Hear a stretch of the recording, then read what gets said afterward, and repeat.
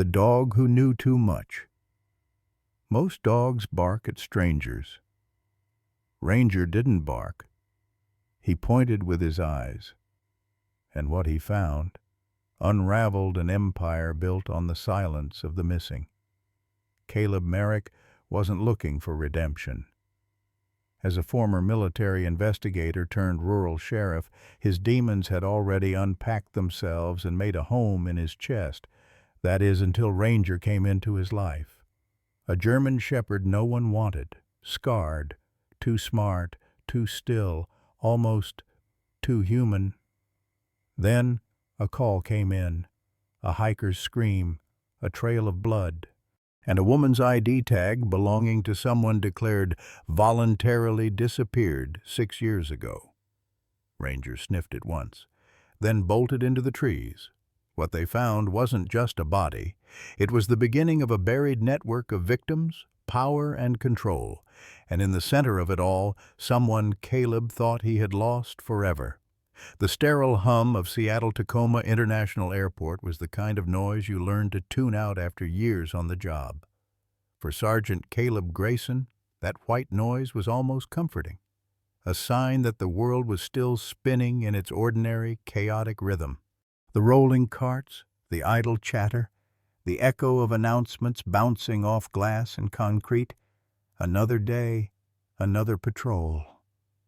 Beside him, Ranger padded with a silent confidence, ears flicking with each passing voice, every rustle of a carry-on bag. The German shepherd's canine vest read, "Police, do not pet," though few dared meet the dog's steely gaze long enough to try. Gate C secondary screening. Let's sweep and head back, Caleb muttered, his hand grazing Ranger's flank, an old habit. The dog responded with a soft huff, nose twitching, always reading the world faster than any man could. They passed a mother soothing a crying toddler, a businessman shouting into a Bluetooth earpiece, a teenager dragging a scuffed guitar case, all background noise, all routine. Caleb scanned faces, posture, patterns. Ranger, however, was sniffing more intently now. His gait slowed, muscles coiled. Then came the change. Without warning, Ranger growled, a deep, guttural sound that cut through the drone of the airport like a blade. Caleb snapped his head around just in time to see the dog pivot hard toward the baggage carousel. "Ranger, heel!" But the command was drowned out by the screech of claws on tile as Ranger lunged forward toward Carousel 3. A black hard-shell suitcase, mid-spin, caught the dog's full attention. He slammed into the side of the conveyor belt, barking furiously, tail rigid, hackles raised. Passengers shrieked. Someone dropped their coffee. TSA agents froze for a beat before rushing over. "Step back!" Caleb shouted, flashing his badge. "K9 alert! Everyone clear the area now!" The suitcase kept turning on the carousel, oblivious to the panic it had ignited. Ranger jumped, nearly clearing the belt, jaws snapping inches from the bag's handle. Caleb grabbed the dog's harness and yanked him down with effort. "Easy! Ranger, down!" But the shepherd wouldn't. Couldn't. He circled the carousel like prey was cornered inside that shell. His barks became sharper, more frantic, not the usual bomb detection rhythm. This was different, personal, primitive. A senior TSA officer approached. "What's going on, Sergeant?" "I don't know yet," Caleb said, eyes on the suitcase.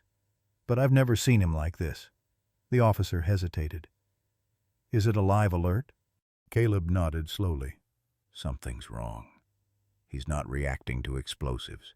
He's reacting to—" He paused. Instinct. The suitcase spun one more time before an agent hit the emergency stop. It shuddered to a halt. Ranger lunged again, pawing at the case now, nails screeching against the surface. Caleb knelt beside him, slipping on protective gloves as the agent handed him a scanner. "Let's see what's inside." "Hold on," the TSA officer said. "We need bomb squad protocol." "No," Caleb said firmly, still kneeling. "This isn't a bomb. I'm telling you, he smells something else. Something alive. Or recently dead. He pried the zipper gently. The suitcase gave no resistance. Caleb peeled it open. The smell hit first cloying, sweet rot masked by lavender-scented dryer sheets. Ranger whined, ears flat, body low. Inside, packed between layers of bubble wrap and silk scarves, was a porcelain doll, antique, cracked along one cheek. Blonde curls, white dress, glass eyes staring at nothing. But that wasn't what made Caleb recoil. It was what lay in the doll's lap, tucked like a child cradling a toy. A human hand, severed cleanly at the wrist, fingers stiff, nails painted pale blue. Still wearing a silver charm bracelet that caught the terminal lights and flickered. Caleb's vision tunneled. That bracelet, the delicate chain, the tiny heart charm. He knew it. A cold metallic taste flooded his mouth. His hands trembled as he reached out, almost involuntarily, and touched the charm. E.L. His breath caught. It was the same style bracelet Emma wore the night she vanished, the same curve of the clasp, the same type of engraving. He staggered back, heartbeat slamming against his ribs like a caged animal. Ranger pressed into his side, low and trembling, not from fear, but something deeper. Recognition.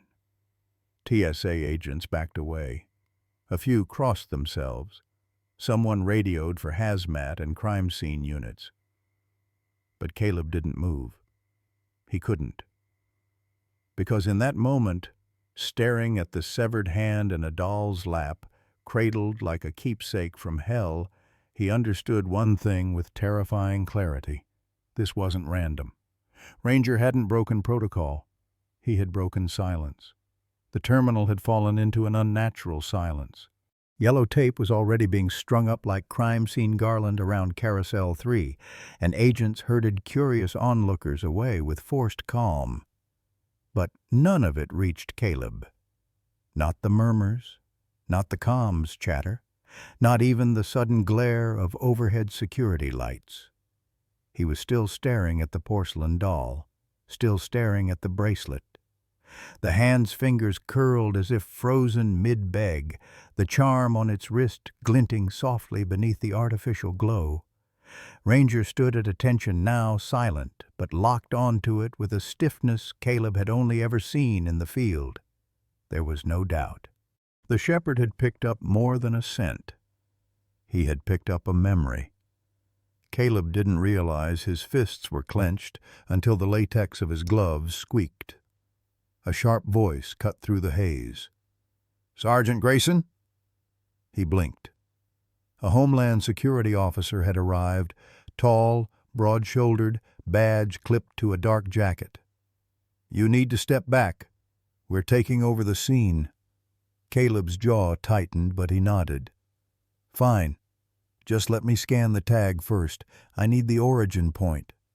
The agent hesitated. "We'll handle it." "It's not your dog that found this," Caleb said quietly. "It's mine. Give me 60 seconds." The man relented. Caleb leaned over and checked the inner flap of the suitcase. A barcode, partly smudged, barely clung to the lining. The baggage tag was international. Zurich, connecting through Toronto. Final destination, Seattle. Passenger, E. Fields. Fields. Caleb's heart gave a jolt. His sister had used her middle name as a joke when booking hotel rooms back in college, Emma Fields. "Makes me sound like a painter," she'd laugh. He rose slowly, eyes fixed on the name like it had punched a hole through time. He barely noticed as Ranger edged closer and sat beside the doll again, emitting a low, almost mournful sound.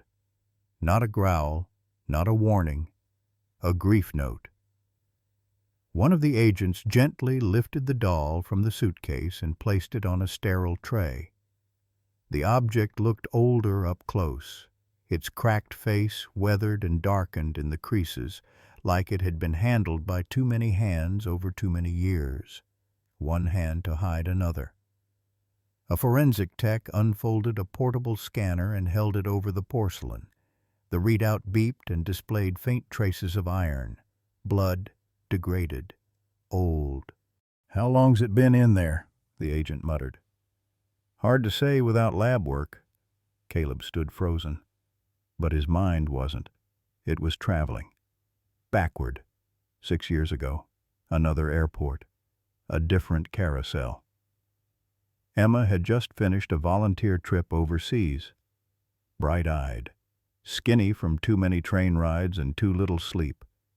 She'd been wearing a pale denim jacket, white sneakers, and that same silver bracelet, the one Mom gave her on her 18th birthday. The one with the heart charm etched E.L. Emma Lynn.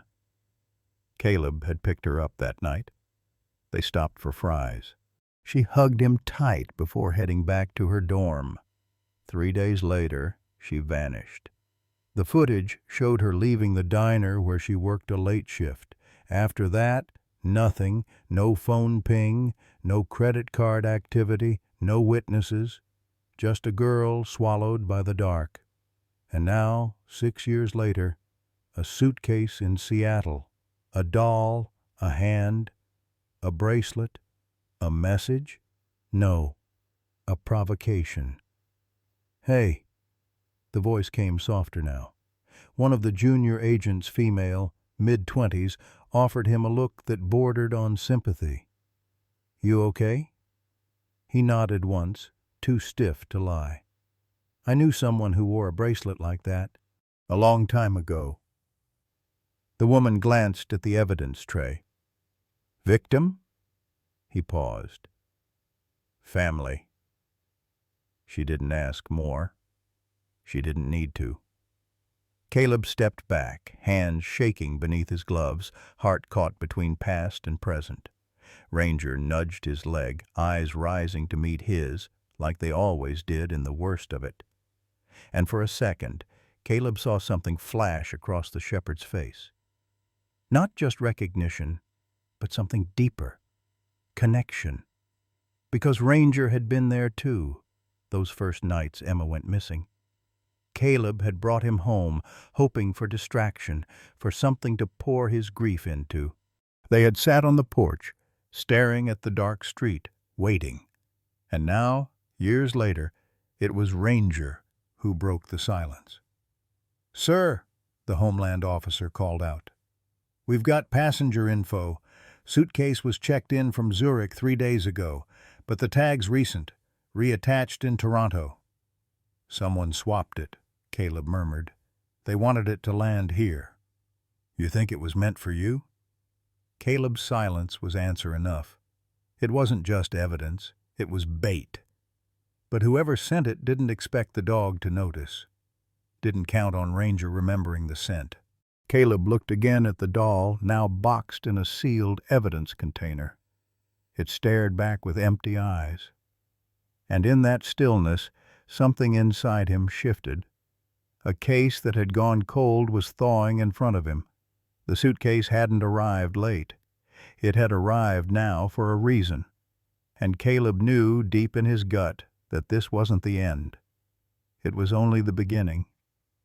The interrogation room inside Seattle-Tacoma Airport's security wing was intentionally cold sterile in its lighting, expressionless in its walls.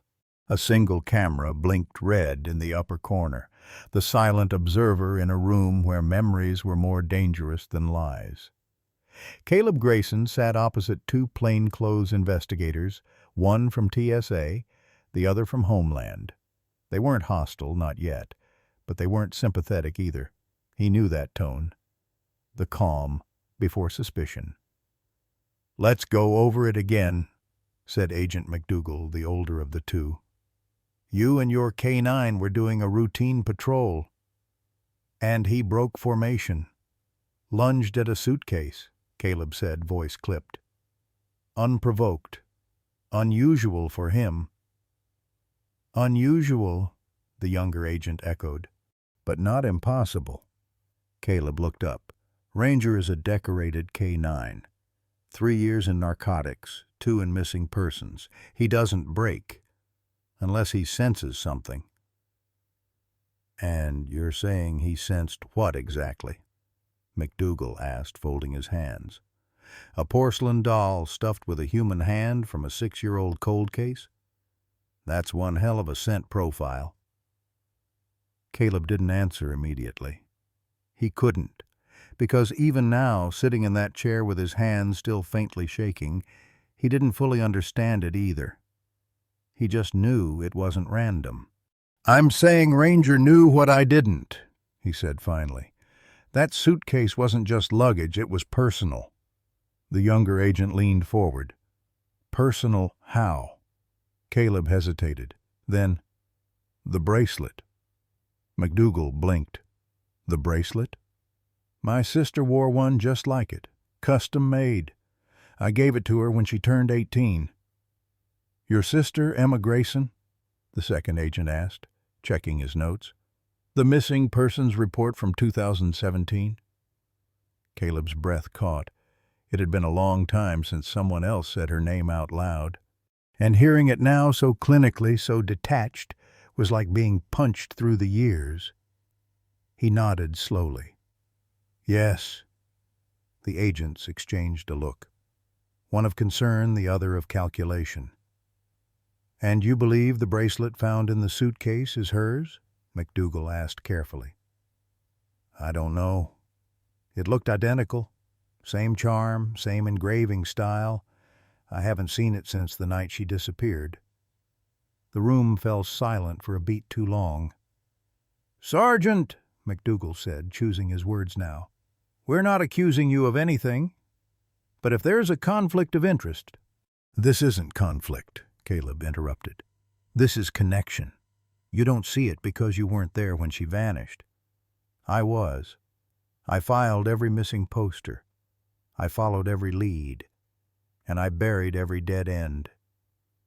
Another silence. This one heavier. Outside the room, just beyond the glass, Ranger sat motionless beside the evidence tray like a soldier at vigil. No commands had been given, but the dog refused to leave. Every few minutes, his head would tilt back toward the suitcase, ears pricking forward as if waiting for it to move, as if listening. They had tried to coax him away. He wouldn't budge. "You said Ranger worked in missing persons," the younger agent finally said. "Was he on your sister's case?" "No," Caleb replied. "He wasn't even trained back then. He was still in evaluation. I brought him home the week after she disappeared. We bonded during the worst days of my life." He paused. "I think he remembers my grief better than I do." McDougal tapped a pen against the folder in front of him. "It's a stretch. You're connecting a bracelet to a 6-year-old missing persons case across 2 continents. Am I?" Caleb's voice was low now. "Because that bag flew from Zurich. That's where Emma's last postcard came from. You think I don't remember the stamp?" McDougal blinked again. "You can check your database. I submitted it back then. I kept her handwriting in every version." The room fell still again, but Caleb barely noticed now. His mind had gone somewhere colder, somewhere darker. Emma. She had a laugh that cut through the heaviest fog, and a reckless faith in the world that made her volunteer for causes even Caleb didn't trust. She wrote to their mother once, "The world needs more people who believe it can change." And now a severed hand with a bracelet like hers was delivered to the one place Caleb still wore a badge. That wasn't chance. That was deliberate. A thud from outside the glass broke his thoughts. Ranger had laid down now, nose still pointed toward the suitcase. Watching, guarding, grieving? McDougal stood up, gathering the file. "We'll get DNA results within 48 hours. If it matches your sister's case, we'll loop in the bureau." Caleb nodded, but inside, something already new. He stood too, pushing the metal chair back quietly. "What do you think it means?" the younger agent asked as he held the door. Caleb paused, hand resting on the knob. "I think someone wanted to remind me she never came home." Then he opened the door and stepped out into the hall, where Ranger rose silently and fell into step beside him. No leash required, no word spoken. They didn't need them anymore. Something old had come back from the dark, and it was just getting started. The morgue always smelled the same, sterile, cold, like bleach trying to erase what time couldn't. Caleb stood silently beside a stainless steel table as the overhead lights buzzed faintly above. His fingers were clenched tight inside his jacket pockets, shoulders hunched not from cold but anticipation. Ranger lay by the door, head between his paws, unmoving, waiting. Dr. Miriam Chen entered with a clinical briskness, her gloved hands already smudged with powdered latex. She didn't greet him with small talk, not today. "You're not going to like this," she said, eyes scanning a thin manila folder. "But you need to hear it straight." Caleb nodded once. "Go ahead." Dr. Chen pulled back the sheet on the examination tray. The hand had been preserved, gently cleaned, and now rested palm up on a sterile cloth. It looked strangely peaceful, as if it had belonged to someone still living, until you noticed the way it ended abruptly mid-forearm. Flesh clean. Tendons severed not by force, but precision. "I ran DNA against the missing persons database," Dr. Chen began. "Came back this morning." Caleb's heart beat once, loud. The hand belonged to Elena Brooks, age 22, last seen leaving a diner after a double shift 3 weeks ago. "Elena," he echoed. The name unfamiliar, but somehow heavy. "She wasn't on your radar?" "No," Caleb said quietly. "Not yet." Miriam tilted the hand gently, revealing the delicate silver bracelet wrapped around its wrist. It had been polished, as if someone cared to make it presentable. "Initials E.L., she said, pointing to the tiny charm. "It's been verified by her roommate. Custom-made, birthday gift. They called her Ellie." Caleb swallowed. "Is this how her family's finding out?" "They were notified this morning. They're devastated. Father's in Arizona, Mom flew in last night. I'll be doing a formal sit-down with them this afternoon." She paused. "If you want to be there, you should ask permission now." He didn't respond, just kept staring at the bracelet, his mind flashing back to Emma's. It was too close. Not identical, but hauntingly similar. Different girl, same story. Vanishing after work. No leads, no goodbye.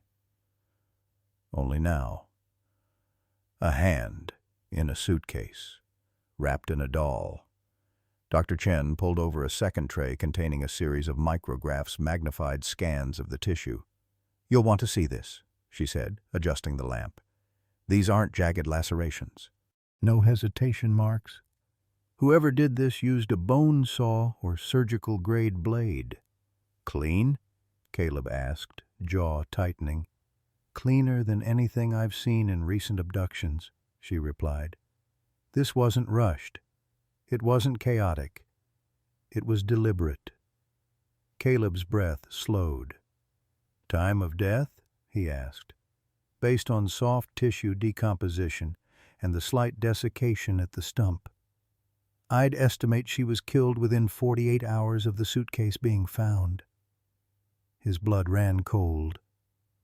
"Which means," he murmured, "someone kept her alive for nearly 3 weeks." Dr. Chen didn't nod, but she didn't need to. Her eyes said everything. Caleb looked down at the hand again. This time not with the detachment of an investigator, but as someone mourning something bigger. Elena wasn't just a case now, she was a window, a whisper of another girl lost years ago under similar shadows. He broke the silence.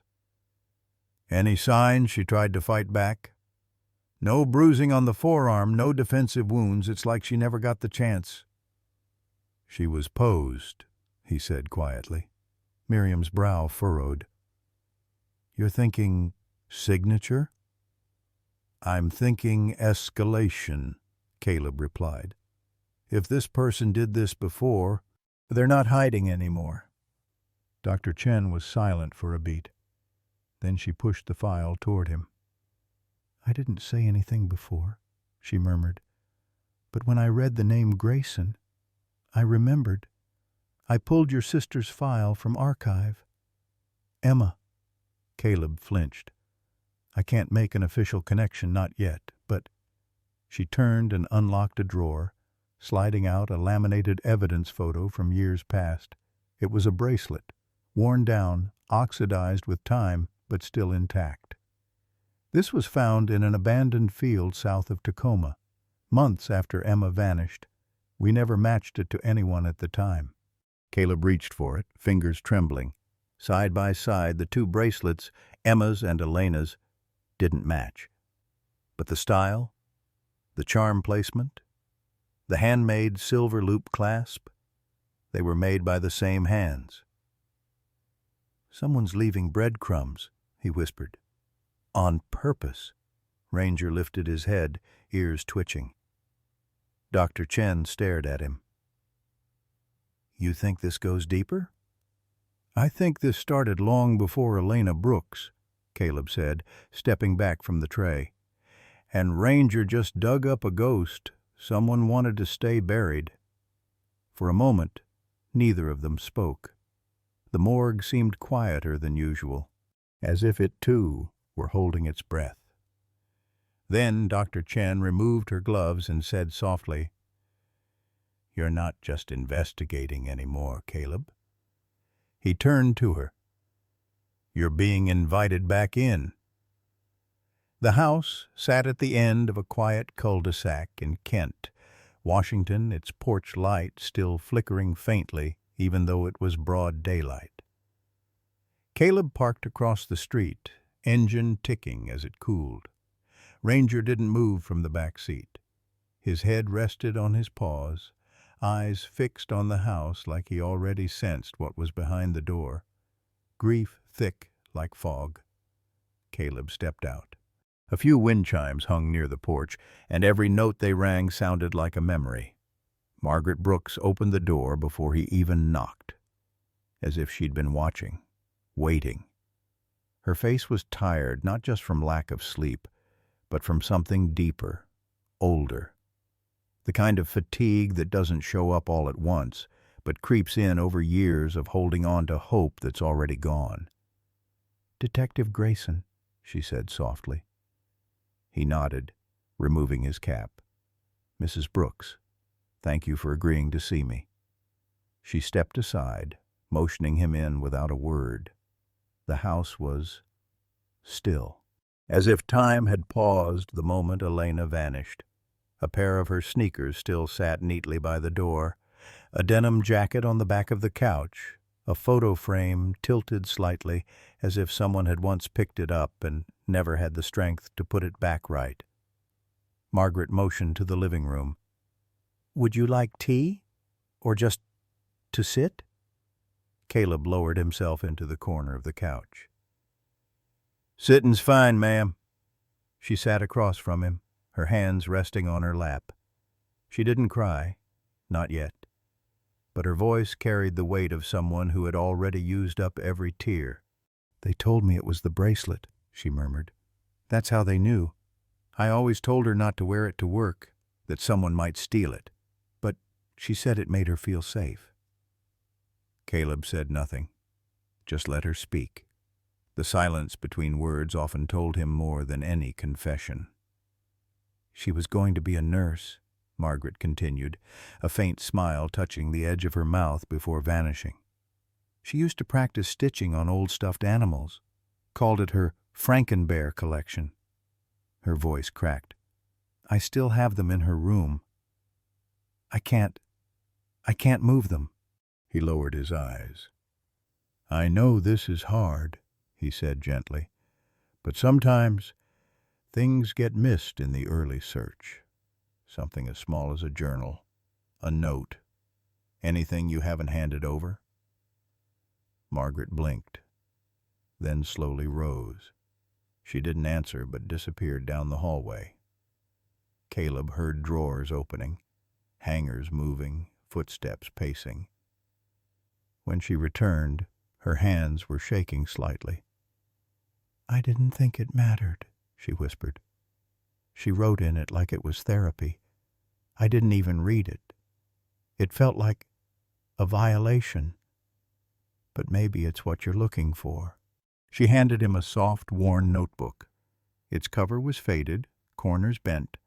On the front, in looping handwriting, things I don't want to forget. Caleb held it with both hands. He knew what these pages might hold, and what they might tear open inside him. Thank you, he said. This could be important. Margaret nodded, but didn't let go of the notebook just yet. She mentioned someone, she said suddenly. A man. A customer at the diner. She said he asked too many questions, that he smelled like bleach. Her voice dropped. It scared her. Caleb's stomach turned. Did she say a name? No, just that he wore gloves even when it was warm. That he had a way of looking at her, like he already owned her. Caleb tucked the journal carefully into his coat.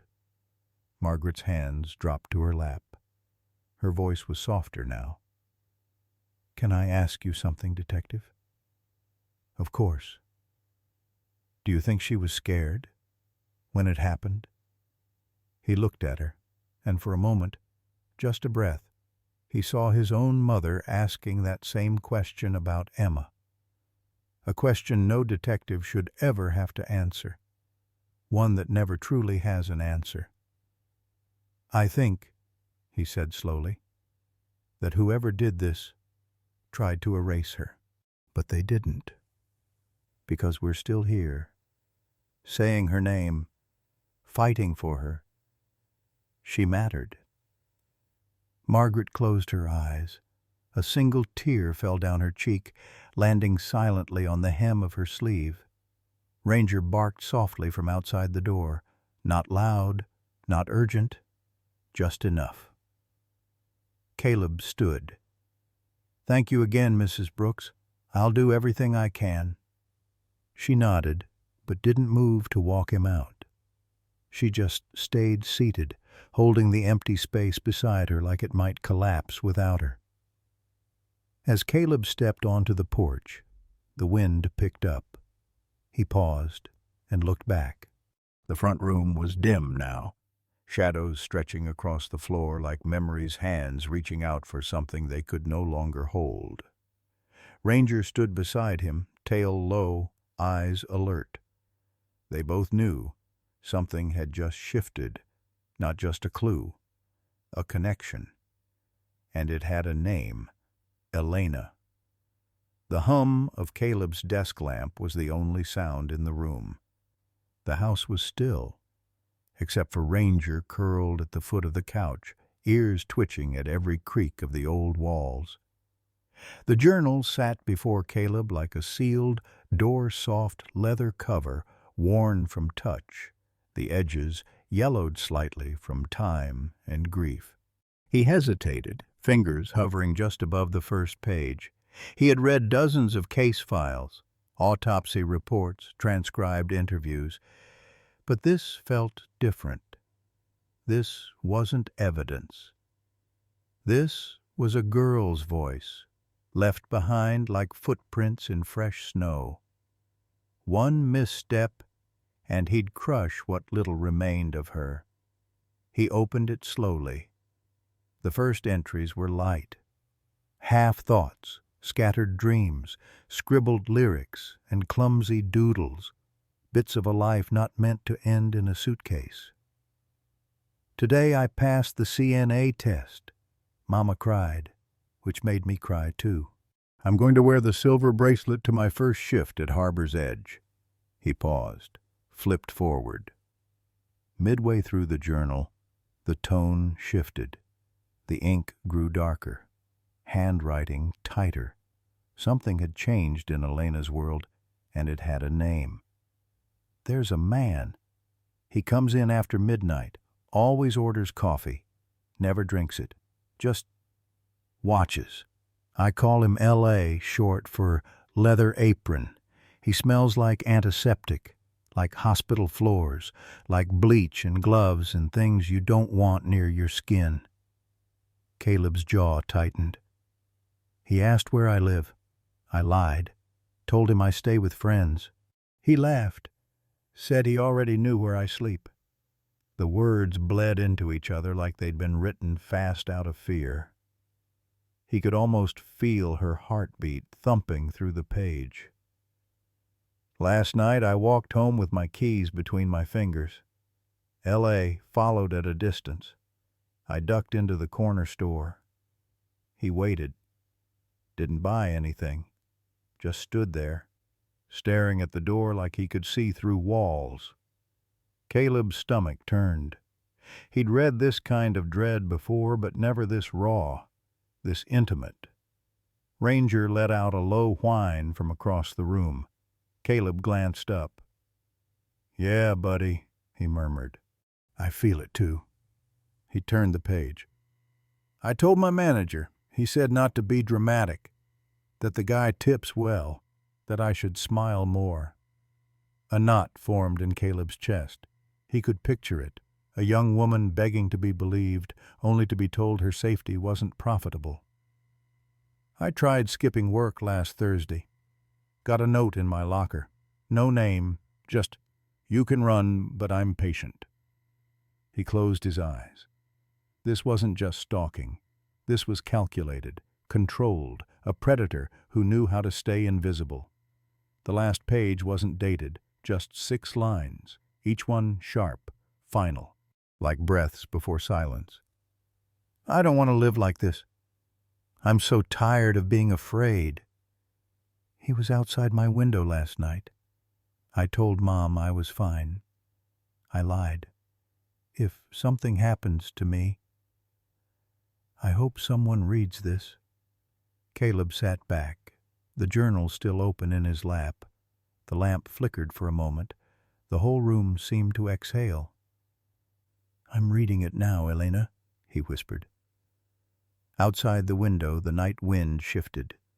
Ranger stood suddenly, head up, eyes locked on the door. Someone was approaching. 3 knocks echoed through the hallway. Caleb snapped the journal shut and crossed to the entrance, one hand near the holster on his hip. When he opened the door, it was his captain, Vera McKinley. She looked tired, pale. Her voice was low. "We just got a hit off the bracelet's clasp," she said. "Partial print. Belongs to someone flagged in a cold case out of Spokane. Ex-military. Medical discharge. Name's Liam Ashcroft." Caleb blinked. "L.A." His breath caught. Vera continued. "Record sealed. But guess who requested access to the file 2 years ago?" Caleb said it before she could. "Elena Brooks." Vera nodded grimly. He looked down at the journal, now pressed against his side like a heartbeat. This wasn't a random act of violence. It was personal, planned, and somehow connected to the silence that surrounded his sister's case all those years ago. Ranger growled softly, low, almost imperceptible. Caleb met Vera's gaze. "I'm going to Spokane." She didn't argue. "Be careful, Caleb," she said. "Whatever this is, it's not done with you yet." He closed the door behind her, turned to Ranger and whispered, "Looks like we're chasing ghosts again." But this time, the ghosts were leaving fingerprints. The rain had followed Caleb like a shadow. By the time he pulled off the I-75 exit, the clouds had sunk low enough to kiss the power lines, and the headlights of his car were smudged in mist. The diner loomed ahead, Maggie's Stop, its neon sign flickering like a heartbeat, struggling to hold on. Red, dead, red again. Ranger stirred in the back seat, ears perked. Caleb glanced at him through the rear-view mirror. "We're here," he said, voice quiet. The bell above the door jingled as Caleb entered, its sound soft but jarring against the hush of the empty booths. The air was thick with coffee, grease, and something older, something like memory. The kind of place where time didn't just pass. It clung to the walls. A middle-aged waitress behind the counter looked up. She wore a navy apron, her name tag slightly crooked. "Darla." Her eyes flicked over Caleb, then down to the badge on his belt, half hidden by his jacket. "I'm not in trouble, am I?" she said, more tired than nervous. "No, ma'am," Caleb replied. "I'm looking into a missing person. Elena Brooks. Worked the late shift here." The name changed her. Her hand paused mid-wipe over the counter. She looked like someone had gently unwrapped a wound. "Elena," she echoed. "God, that girl, so sweet. Always brought a book, even if she never had time to read it." Caleb nodded. "I need to know what you remember about her last night here. Anything." Darla swallowed. Her voice dropped lower. "She finished her shift just after 1, asked to clock out a little early, said she had a ride waiting. I thought it was her mom or something, but—" She hesitated. "She stood outside for 10, maybe 15 minutes. Kept checking her phone. Looked nervous. Not like her." "Did you see who picked her up?" Darla shook her head. "By the time I stepped out to smoke, she was gone." "Do you have security footage?" She glanced toward the back room. "We've got one old camera pointing at the lot. I can show you, but it's grainy as hell." Caleb followed her behind the counter, past the coffee machines and stale trays of pie. In a cramped office, she tapped at an ancient monitor until a shaky black-and-white feed blinked to life. The timestamp. 2:04 a.m., 2 Fridays ago. Elena stood just outside the diner's neon glow, backpack slung over one shoulder, shifting from foot to foot like the pavement burned. She glanced over her shoulder more than once. Then a dark SUV entered the frame sleek quiet. It didn't pull into a spot, just rolled up alongside her. Caleb leaned in. "Can you zoom?" Darla tried. The frame pixelated. The SUV's license plate was smeared in a square of black. Covered. On purpose. Elena hesitated, stepped forward. The back door opened. She climbed in. The SUV pulled away without headlights. The footage froze on the empty lot. Ranger let out a low growl from the hallway behind them. Caleb's breath fogged the monitor. "She knew whoever that was," he murmured. "But she didn't want to." Darla stepped back, arms folded tight. "I asked the cops when she didn't show Monday. Told them about that night. They said she was probably off with a boyfriend. That she'd turn up." Caleb turned to her. "She didn't." Darla looked down. Outside, thunder rolled across the mountains like a slow warning. Ranger sat by the door now, unmoving, his eyes locked on the screen as if he, too, had seen something that didn't sit right. Caleb copied the footage to a thumb drive.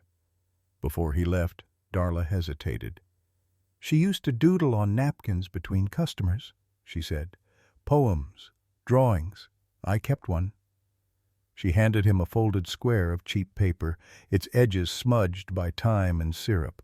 It read, "I whisper to the moon, just in case no one else is listening. E.B." Caleb held the napkin in both hands like it was glass. He didn't say thank you. He couldn't. He just walked out into the rain. And as Ranger padded beside him, the wind shifted again, cold and sharp and full of ghosts. The converted dorm sat in a narrow cul-de-sac off 41st Street, nestled between two half-demolished apartment buildings and the shell of a church long forgotten. The paint on the exterior had surrendered years ago, flaking like skin in the dry Seattle wind. A wind chime on the porch clinked softly, though no breeze stirred. Caleb stood outside the front door, one hand resting on Ranger's harness. The landlady, Mrs. Vasquez, opened the door before he could knock. She was small, sharp-eyed, with a thick braid streaked white, and a voice that rasped like sandpaper soaked in bourbon. She didn't ask for ID, just stepped aside. "You're the man asking about Elena," she said. "Dogs allowed, too. He's not the first thing that smelled something in there." The hallway groaned under their weight.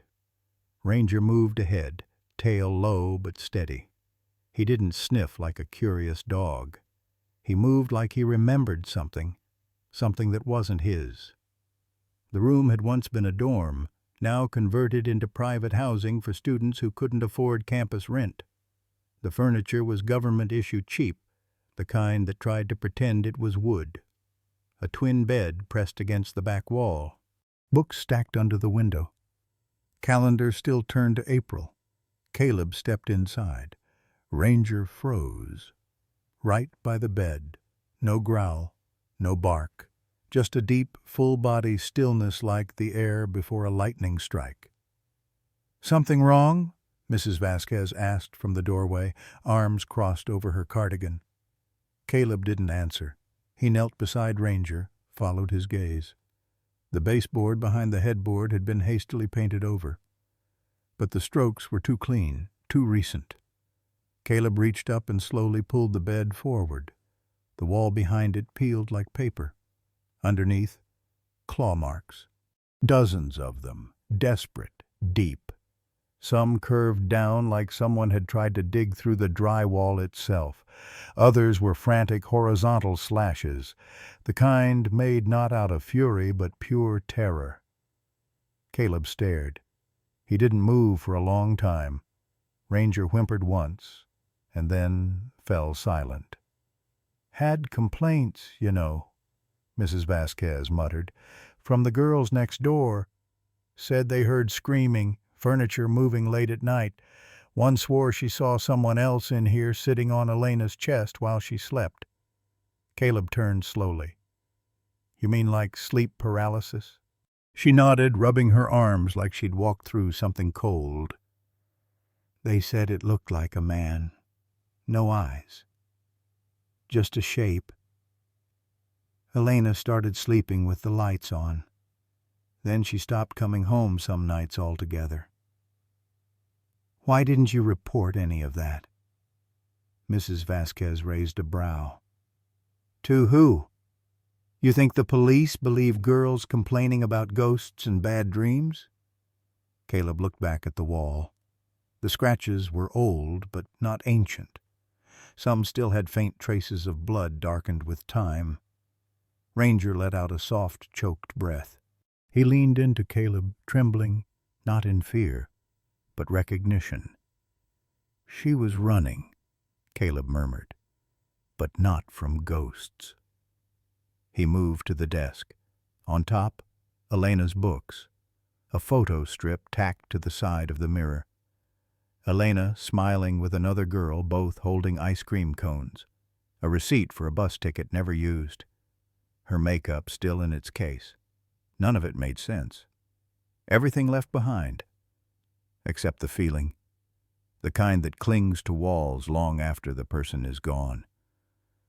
"She didn't go willingly," Caleb whispered. Mrs. Vasquez remained quiet. Her hands twisted at the hem of her sweater. "I saw her 2 days before she vanished," she said. "Came home shaking. Didn't say a word. She looked at me and said, 'If something happens, check under the bed.' But I forgot. I thought she was being dramatic." Caleb crouched low. Nothing visible at first. Just dust, a sock, a broken pen. Then he saw it, taped to the underside of the bed frame, a flash drive. He peeled it off gently. "I'll need to take this." Mrs. Vasquez nodded. "You can take whatever you need, but whatever you find, you take care of it. That girl didn't deserve what followed her here." As Caleb stood, Ranger brushed against his leg again softly, almost apologetically. His gaze never left the corner where the bed once touched wall, where something had been, or maybe still was. Back outside, the air was no lighter. The streetlights flickered, and somewhere in the distance, sirens echoed like a scream swallowed by the city. Caleb turned to look up at the window to Elena's room. It was still open, but the curtains didn't move, not even with the wind. The door to Elena's room clicked shut behind them, but the silence didn't feel empty. It felt watched. Caleb stood in the center of the room, flash drive in hand, unsure whether to pocket it or burn it. Ranger, his loyal partner through war zones and ghost towns, moved like something pressed against his fur. He stopped near the window, ears pinned back, shoulders lowered, a low rumble building in his chest. The growl wasn't aggressive. It was warning. Caleb followed his line of sight. A darkened corner, opposite the bed, just shadow at first glance. But something about the stillness there felt unnatural, like even dust refused to gather. "Easy, Ranger," Caleb murmured. But the dog didn't move. Then Caleb felt it, like static on the back of the neck, a pressure behind the eyes, the kind of weight that didn't belong in the world of the living. His breath slowed, heartbeats stretching longer between each thump. This wasn't just memory. It was presence, the kind he hadn't felt since the night Emma disappeared. 12 years ago, in his sister's room, he had felt it. The same paralyzing stillness. The same sense that if he turned around too quickly, something would be behind him. That something old and patient was standing just outside the reach of light. He'd walked into her room a week after she vanished, the posters still up, her guitar still on the chair, her bedsheets unwashed. And in the corner near the closet, this same feeling. The air had thickened, and the silence had a shape, a breathing thing. He never told anyone, not his father, not the therapist. But he had dreamed of that corner every year since. Sometimes it blinked. And now, here it was again. "Ranger," Caleb whispered. "Back." But Ranger wouldn't move. His paws were planted like anchors. His body trembled, but not from fear, from conviction. He wouldn't leave Caleb. Caleb stepped toward the darkened corner. The air dropped 10 degrees. He could hear the blood in his ears. There was no movement, no creak of floorboards, but his skin knew. Every primal part of him braced for something unseen. And then the sound, barely perceptible, like someone breathing underwater. Wet, deliberate inhales, a presence without form, resting in the dark and daring him to step closer. He did. One more step, then another. But before his foot landed again, Ranger lunged, not forward, but between Caleb and the corner, snarling now, hackles raised, body guarding with his full weight. And just like that, the air changed. It was like something had blinked away. The corner was just a corner again. Caleb staggered back a step, hand gripping Ranger's harness. He didn't say thank you. Didn't need to. Ranger leaned into his leg, but the silence hadn't left. It had only retreated. He turned back toward the bed, its sheets still rumpled from where he had pulled it from the wall. The deep claw marks behind the headboard seemed darker now, as if they had been watching too. and suddenly he remembered Emma's old journal. Her last entry had mentioned the same thing. "There's something in the corner. It watches when I sleep. Not every night. But when it does, I can't breathe." He had thought it was a child's fear, the kind you outgrow with light switches and lullabies. Now, standing here, he wasn't so sure. Caleb looked down at Ranger. The German shepherd had settled, but kept his body pressed against Caleb's leg, like he was trying to remind him, "You're not alone." Even here, still the silence weighed. Not the comforting kind, the kind that waits. He placed the flash drive in his coat pocket, eyes still on that shadowed corner. Something was trying to connect dots that Caleb hadn't drawn yet. Emma? Elena? Two girls, years and miles apart. Same bracelet, same claw marks, same presence. No coincidence. A warning. Or maybe a pattern. As they stepped back into the hallway, Caleb looked over his shoulder once more. The room hadn't changed, but it had remembered him, and something in that silence whispered, "You came back." The interrogation room was dim, sterile, and humming with the kind of fluorescent buzz that stripped away pretense. Caleb Grayson stood on one side of the reinforced glass window, arms folded across his chest, watching the man inside like a puzzle that refused to align. Robert Connors sat hunched in a plastic chair, fingers laced, knuckles white. He wasn't a criminal. Not the kind Caleb was used to, anyway. 53 years old, balding under a mariner's cap, stomach spilling slightly over his belt. Nervous sweat had already soaked the underarms of his thrift store flannel. This wasn't a man used to being noticed, let alone handcuffed. Ranger lay at Caleb's side, quiet, still, but alert. His eyes didn't leave the man. "Is he dangerous?" the rookie agent beside Caleb whispered. Caleb glanced at Connors. Only to himself.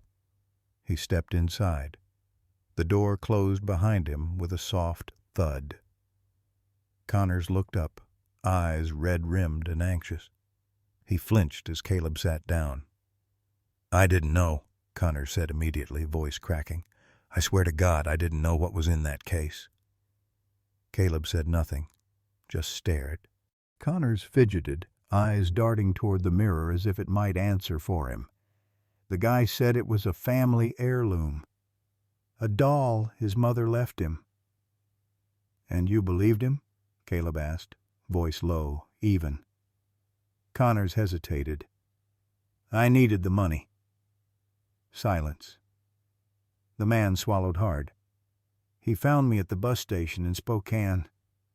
I was just sitting there. He asked if I was heading to Seattle. I said yes. I mean, I wasn't, not originally, but when he offered $5,000 to carry a suitcase through TSA, that kind of money doesn't show up often when you're living in motels and eating from vending machines." "What did he look like?" Connors blinked. "White? Maybe 40? Clean cut? Nice coat, like something a lawyer would wear. He wore gloves, though. Kept them on the whole time. Even when he shook my hand." Caleb made a note. "Accent?" he asked. "Couldn't tell. Spoke real quiet, like he was trying not to be remembered."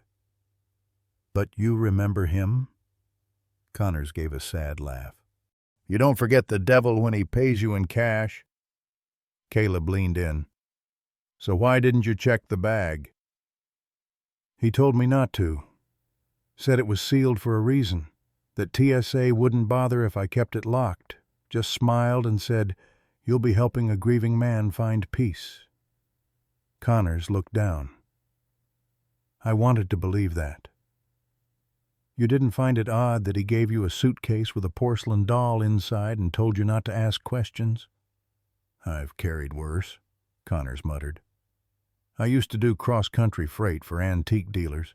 I've moved grandfather clocks, paintings bigger than your bed, crates of broken china. A doll didn't seem like the worst thing. Until the porcelain cracked. Connors shook his head slowly, shame thick in his throat. I thought maybe it was drugs. I could live with that, I guess. You convince yourself of things when you're desperate. But a hand? He choked on the word. Caleb didn't respond. He was watching Ranger. The German shepherd had taken a slow step forward, nose in the air, hackles low but rising. Was there a smell? Caleb asked softly. Connors blinked. What? On the suitcase. Anything strange? The man nodded, eyes distant. Something metallic, like rust, but sweet, not strong, like it had been cleaned, wiped down. Did the man give you a name? No. Did he watch you board? Yes. Sat across the terminal. Never took his eyes off me. And after you landed? He vanished, like he was never there. Caleb exhaled through his nose, hands resting flat on the table. You understand, Robert, that what you did, regardless of intent, was trafficking a human body part across state lines. Connors nodded miserably. Am I going to prison? Maybe, maybe not. Depends on how helpful you are. Tears rimmed the man's eyes. I'll tell you anything, please. I didn't want to hurt anyone. Caleb studied him, then reached into his coat and placed a photograph on the table. The cracked porcelain doll, the silver bracelet. Connors paled. That's what was inside? She was 22 years old, Caleb said. Her name was Elena Brooks. Connors looked like he'd been punched. She disappeared 3 weeks ago. Her mother's been lighting candles in her window ever since. That bracelet was a birthday gift. Her father gave it to her before he died.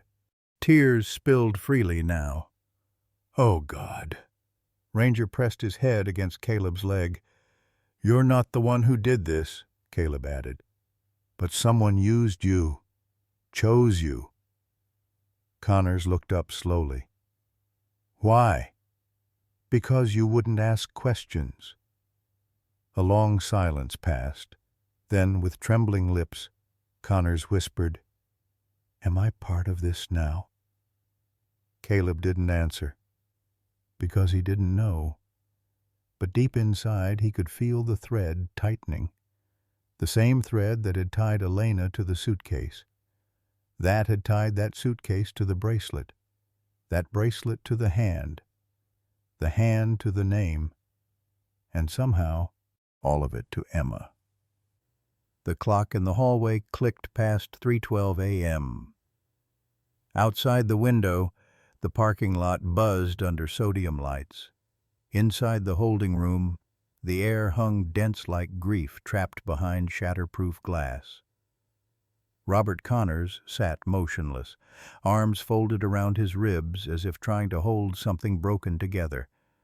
A fresh styrofoam cup of coffee cooled untouched at his elbow. His eyes, red-veined and hollow, stared past the one-way mirror.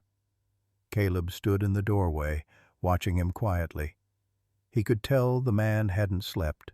The night had wrung him out, and now what was left was guilt, clothed in a thrift store flannel. Can't sleep?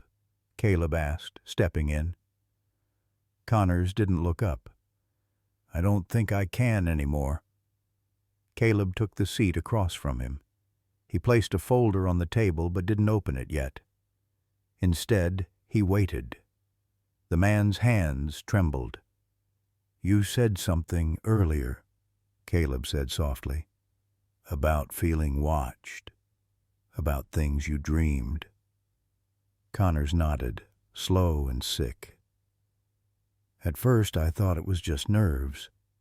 You know, guilt from getting caught.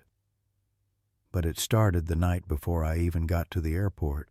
I closed my eyes and she was just there. Caleb leaned forward. Describe her. Connors swallowed. His voice dropped into a hoarse whisper like he was afraid she might hear. She was in a dark place, cold, wet floors, metal walls like a basement or a freezer. She was standing in the corner. Her arm was up like she was waving, except it was only her wrist. Blood ran down her elbow like it had just happened. But she didn't scream, not like you'd think. He paused, staring down at the table. She said my name. Caleb felt the chill crawl up his back. What did she say? Just, why did you help him? And you don't know who she meant? Connors shook his head. No face, no voice, just that feeling, like I knew I'd done something I couldn't undo. Caleb opened the folder slowly and slid a photo across the table.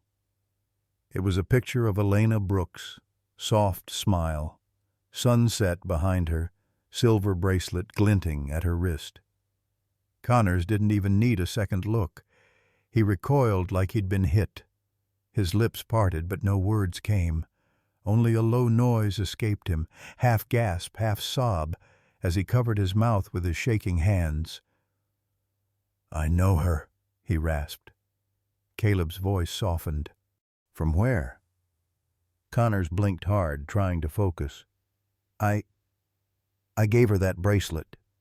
What? He reached out with unsteady fingers and tapped the photo, just beneath the tiny silver charm bearing the initials E.L. When she turned 16, I was working maintenance at one of the youth shelters in Tacoma.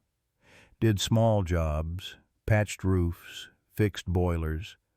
She was one of the girls there. Never caused trouble. Always reading. Caleb's blood turned cold. You gave her the bracelet? He asked carefully. Yeah. Her birthday was coming up. The place didn't really do celebrations, and she said no one was coming. I'd picked the bracelet up at a pawn shop weeks earlier, figured I'd give it to my niece, but his throat caught. Elena reminded me of her. Same eyes. And she kept it all these years. Connors nodded, tears now freely tracing the lines of his weathered face. She called it her reminder charm, said it reminded her that some people still saw her. Caleb let the silence sit. Ranger, who had been lying quietly in the corner, stood and walked over, placing his head gently in Connor's lap. The man's hand hovered for a moment before settling into the thick fur. The contact seemed to release something in him. I failed her, Connors whispered. God help me, I failed her. No, Caleb said. You didn't fail her. You just forgot. Connors met his eyes, searching. There's a difference, Caleb added. One is permanent. The other you can still make right. The older man nodded slowly, like a man stepping into his own shadow. I'll tell you everything, he said. I believe you, Caleb replied. Then he placed his hand over the photo and drew it back into the folder. But the image of Elena's smile lingered in the space between them, haunting, beautiful, and unfinished. And Caleb couldn't shake the thought. How many more were like her? The fluorescent lights hummed overhead, casting a sterile sheen across the interview room. Robert Connors sat hunched, staring into his trembling hands like they might still be holding the weight of something sacred or cursed. Across the table, Caleb watched him with a stillness born not from suspicion, but recognition. That look in Connor's eyes wasn't just guilt. It was something more personal, deeper, older. There's something you're not telling me, Caleb said, voice low. Connors didn't answer. Caleb leaned forward. That bracelet. You said you gave it to a girl at a youth shelter, but you didn't tell me why.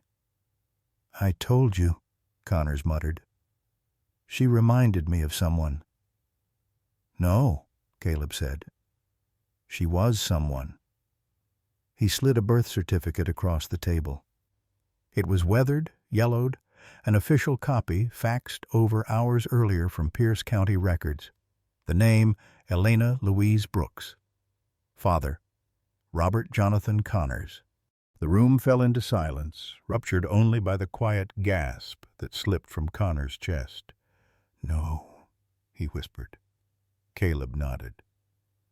You're her biological father. The man stiffened like a string drawn tight, the blood draining from his face. No, I was just a kid.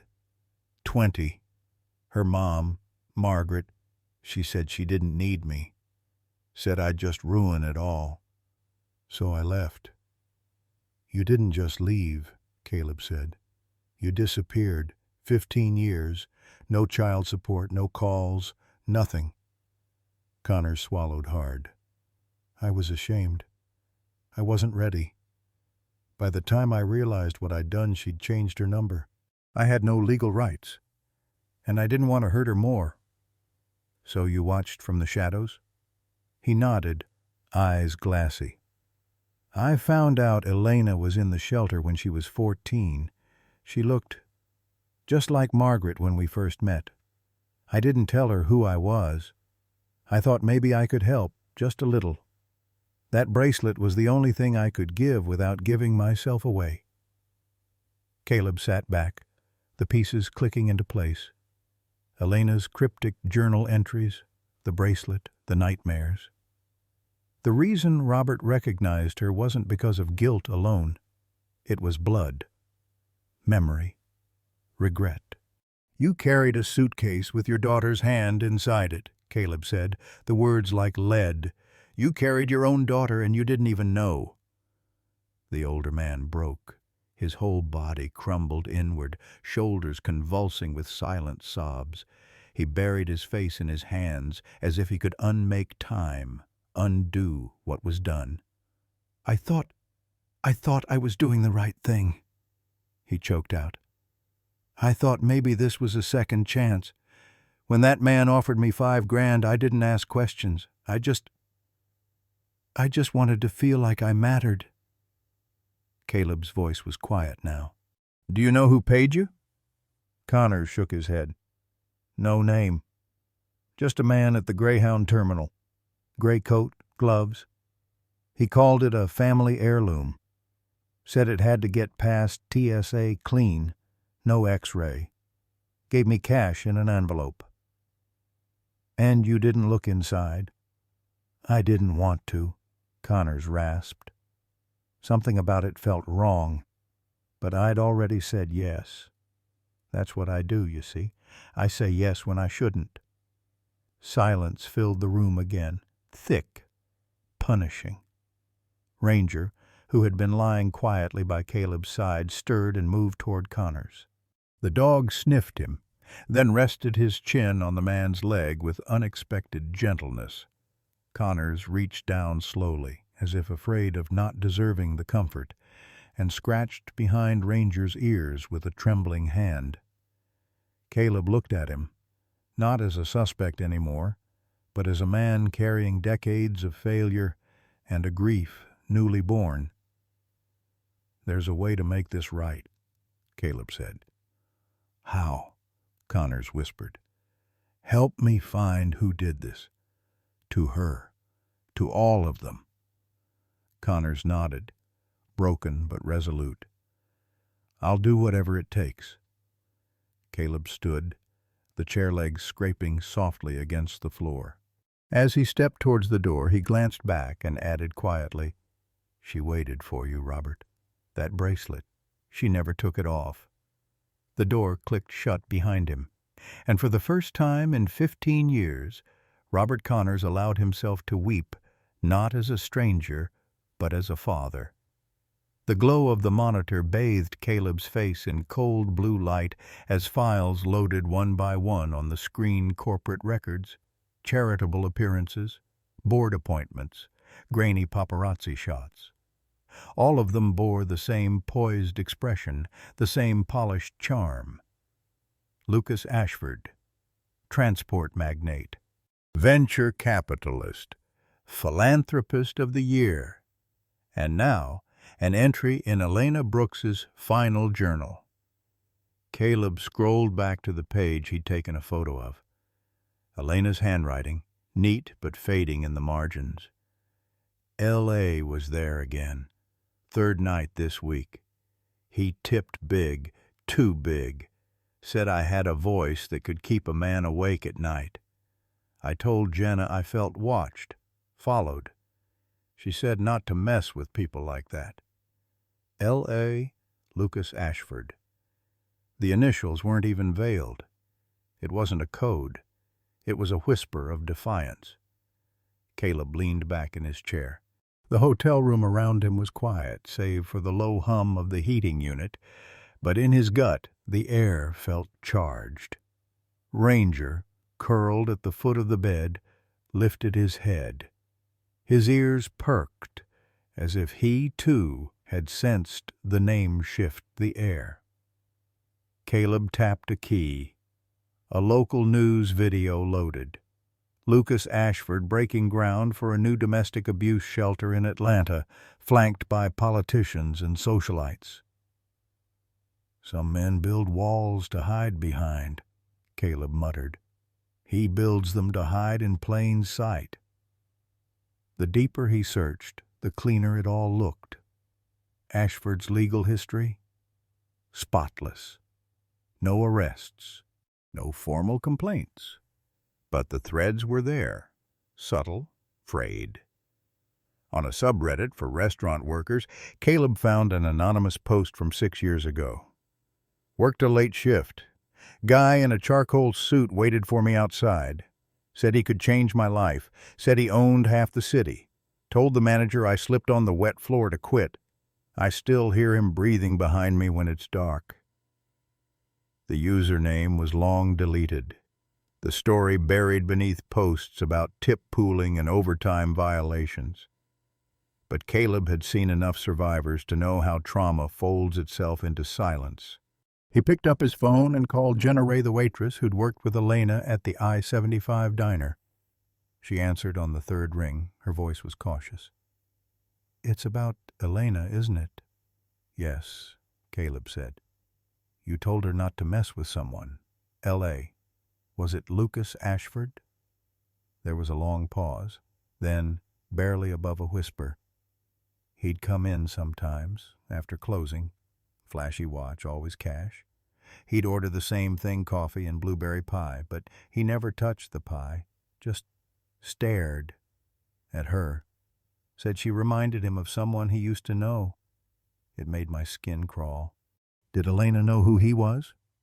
"She didn't care," Jenna said. "She was working 2 jobs. Said if he tipped well, she'd fake a smile and let him talk. But she started parking out front. Said she didn't like walking to her car alone." Caleb exhaled slowly. "Did anyone file anything? A complaint?" "He owns half the county, Mr. Merrick. Who's going to believe a waitress over a man who donates ambulances to children's hospitals?" The call ended, but the ache in Caleb's chest lingered. He turned back to the screen, opening an archived real estate deed. Lucas Ashford's holding company had purchased Sterling Pines, a gated community 15 miles from Elena's last known location. Caleb's eyes narrowed. It was the kind of place that didn't show up on GPS, the kind of place with private roads, private security, and private guests. A perfect place to be invisible in plain sight. A knock startled him. He opened the door to find a courier soaked from the rain. "Package for Caleb Merrick." He signed, shut the door, and peeled open the envelope. Inside, a flash drive. No return label, no markings, just a sticky note. "You're not wrong, but be careful. He knows when he's being watched." Caleb's pulse quickened. He inserted the drive. A single folder loaded. Elena, KM1.MP4. It was surveillance footage. grainy, time-stamped from 4 months ago. Elena stood outside the diner. The night sky above her was fractured by the parking lot's orange glare. She looked over her shoulder. A black Escalade rolled up, slow and deliberate. The passenger window lowered. She hesitated, then got in. The SUV turned off screen. License plate obscured. But behind the wheel, just visible enough, was a man with salt and pepper hair and a charcoal suit.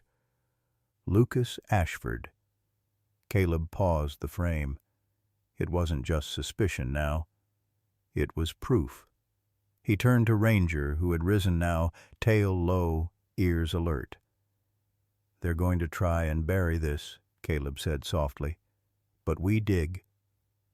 Outside, thunder rumbled low and long, and somewhere, behind glass walls and charity plaques, a predator watched the storm approach. The name came up in a footnote. Dominic Ray. Employee file number 00478. Designation, Executive Transport Coordinator.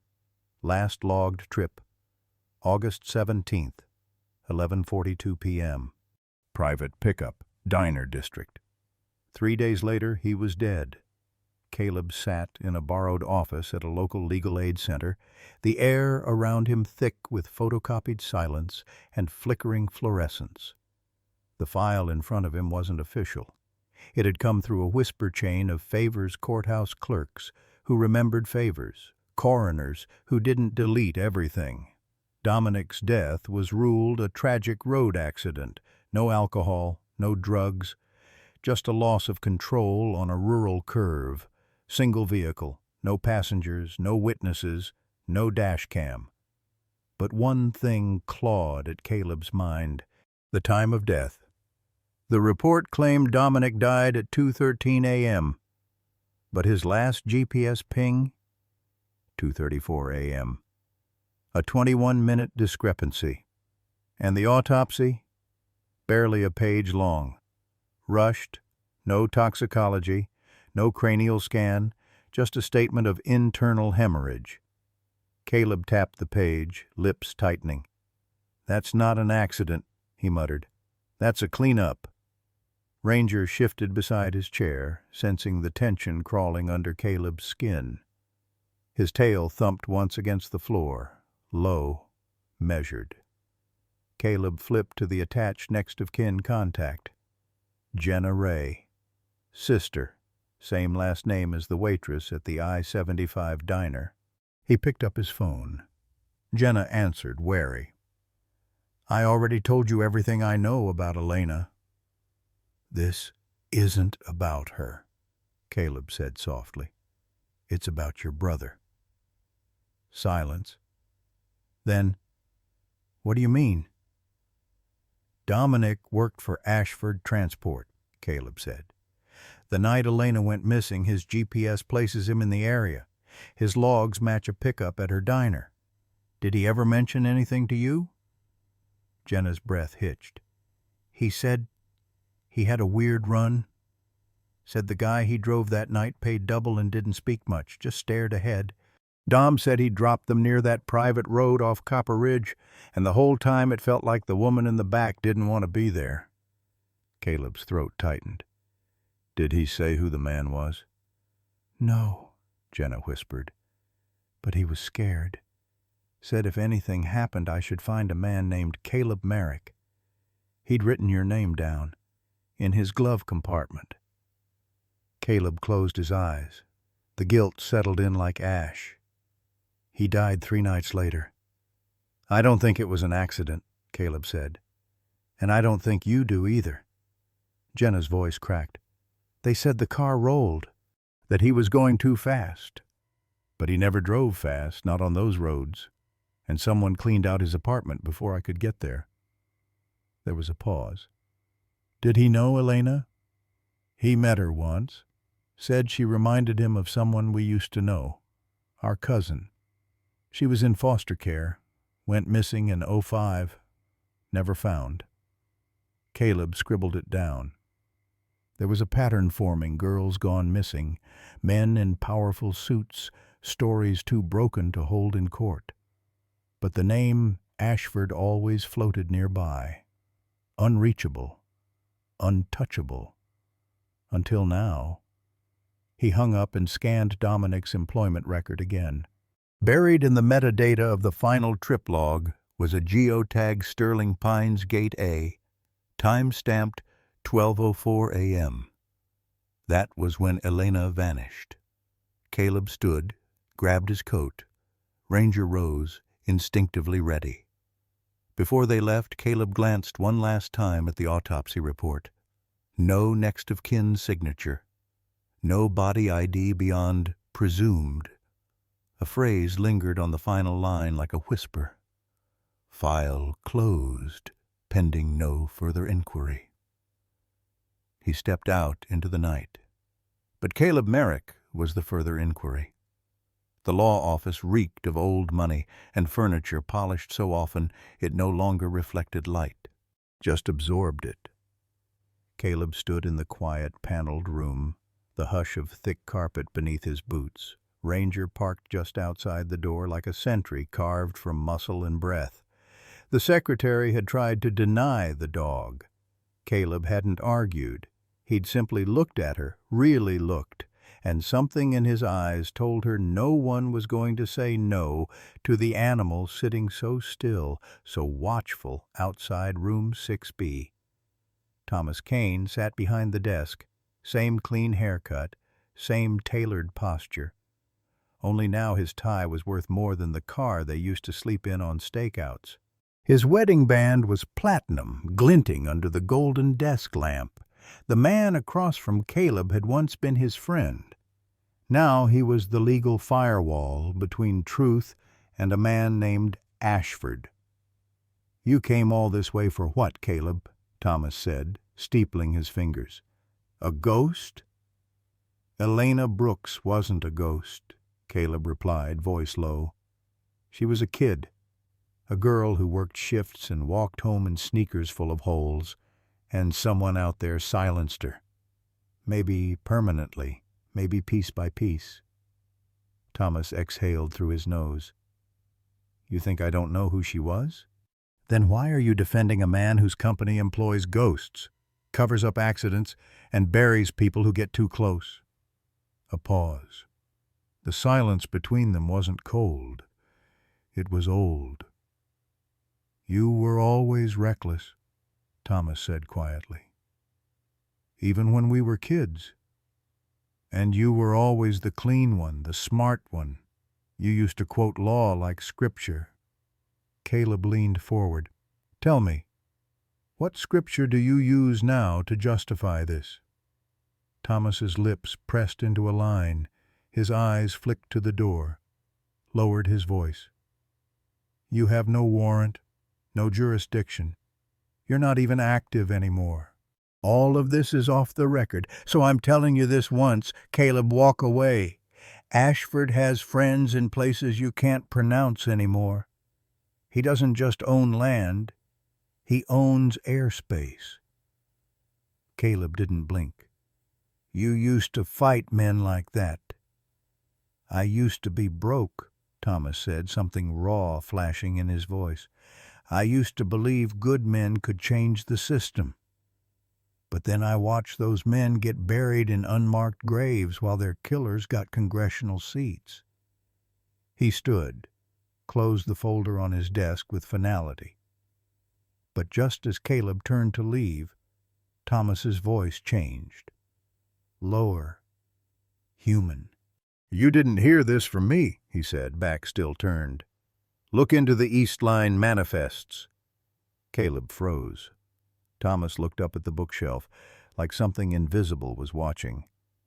"Some cargo doesn't make it to the docks," he said, voice flat. "And not all crates get scanned." Caleb turned back slowly. "You're telling me Ashford is running... what? Smuggling?" "I'm not telling you anything. I'm warning you." Thomas looked at him now, really looked. "There's more at stake than you think." "Then help me." "I just did." He sat again. Now get out before someone sees you." Caleb opened the door and then paused. "Tommy." Thomas didn't look up. "I still believe in what we used to be," Caleb said. "I envy that," Thomas murmured. "I really do." Caleb left without another word. Ranger stood and fell into step beside him. The lobby was quiet, too quiet. Outside, the wind had shifted. Somewhere, a manifest waited. And maybe, inside those numbers and routes and falsified logs, was the answer to a girl's last scream, and the men who got rich off silencing it. It started with a name that didn't exist. Marion Lockhart, listed as the sole proprietor of a 48-acre lot tucked deep in Red Fern Woods. No social, no tax filings. Just a transfer deed paid in full 5 years ago, wired from an account with links to an Ashford shell company. Caleb had seen cleaner covers on classified ops. He stood now at the tree line, staring across a frost-glazed clearing where an old barn leaned into the wind like it had a secret to confess. The land smelled of pine and damp rot, the kind of quiet that didn't come from peace, but concealment. Beside him, Ranger's ears twitched, breath shallow but steady. The K9 had gone stiff when they turned onto the dirt road, nostrils flaring before the tires even crunched gravel. Caleb knew better than to ignore him. The cabin itself was modest, a one-story wooden structure with darkened windows and a porch that creaked even in still air. But it wasn't the cabin that mattered. It was the barn. Behind them, the forensic team moved in tight formation. No sirens, no chatter, just quiet nods and the thump of boots softened by moss and needle. The lock on the barn door was industrial, triple reinforced, too clean for something this rural. Caleb reached for the crowbar. Ranger bristled at his side. With one hard wrench, the door gave. The air hit them like a slap metal, mildew, and something older, something sadder. The barn was empty, at least on the surface. But Ranger didn't stop. He moved to the far wall, pawing once, twice, then freezing. His body dropped low. Hackles up, he let out a sound Caleb hadn't heard since Kandahar, a low, bone-deep growl. "Here," Caleb called. "Something's under this." The team moved fast, peeling away loose boards, revealing a steel hatch flush with the floor. No markings, no external latch. One of the techs ran a scanner over it.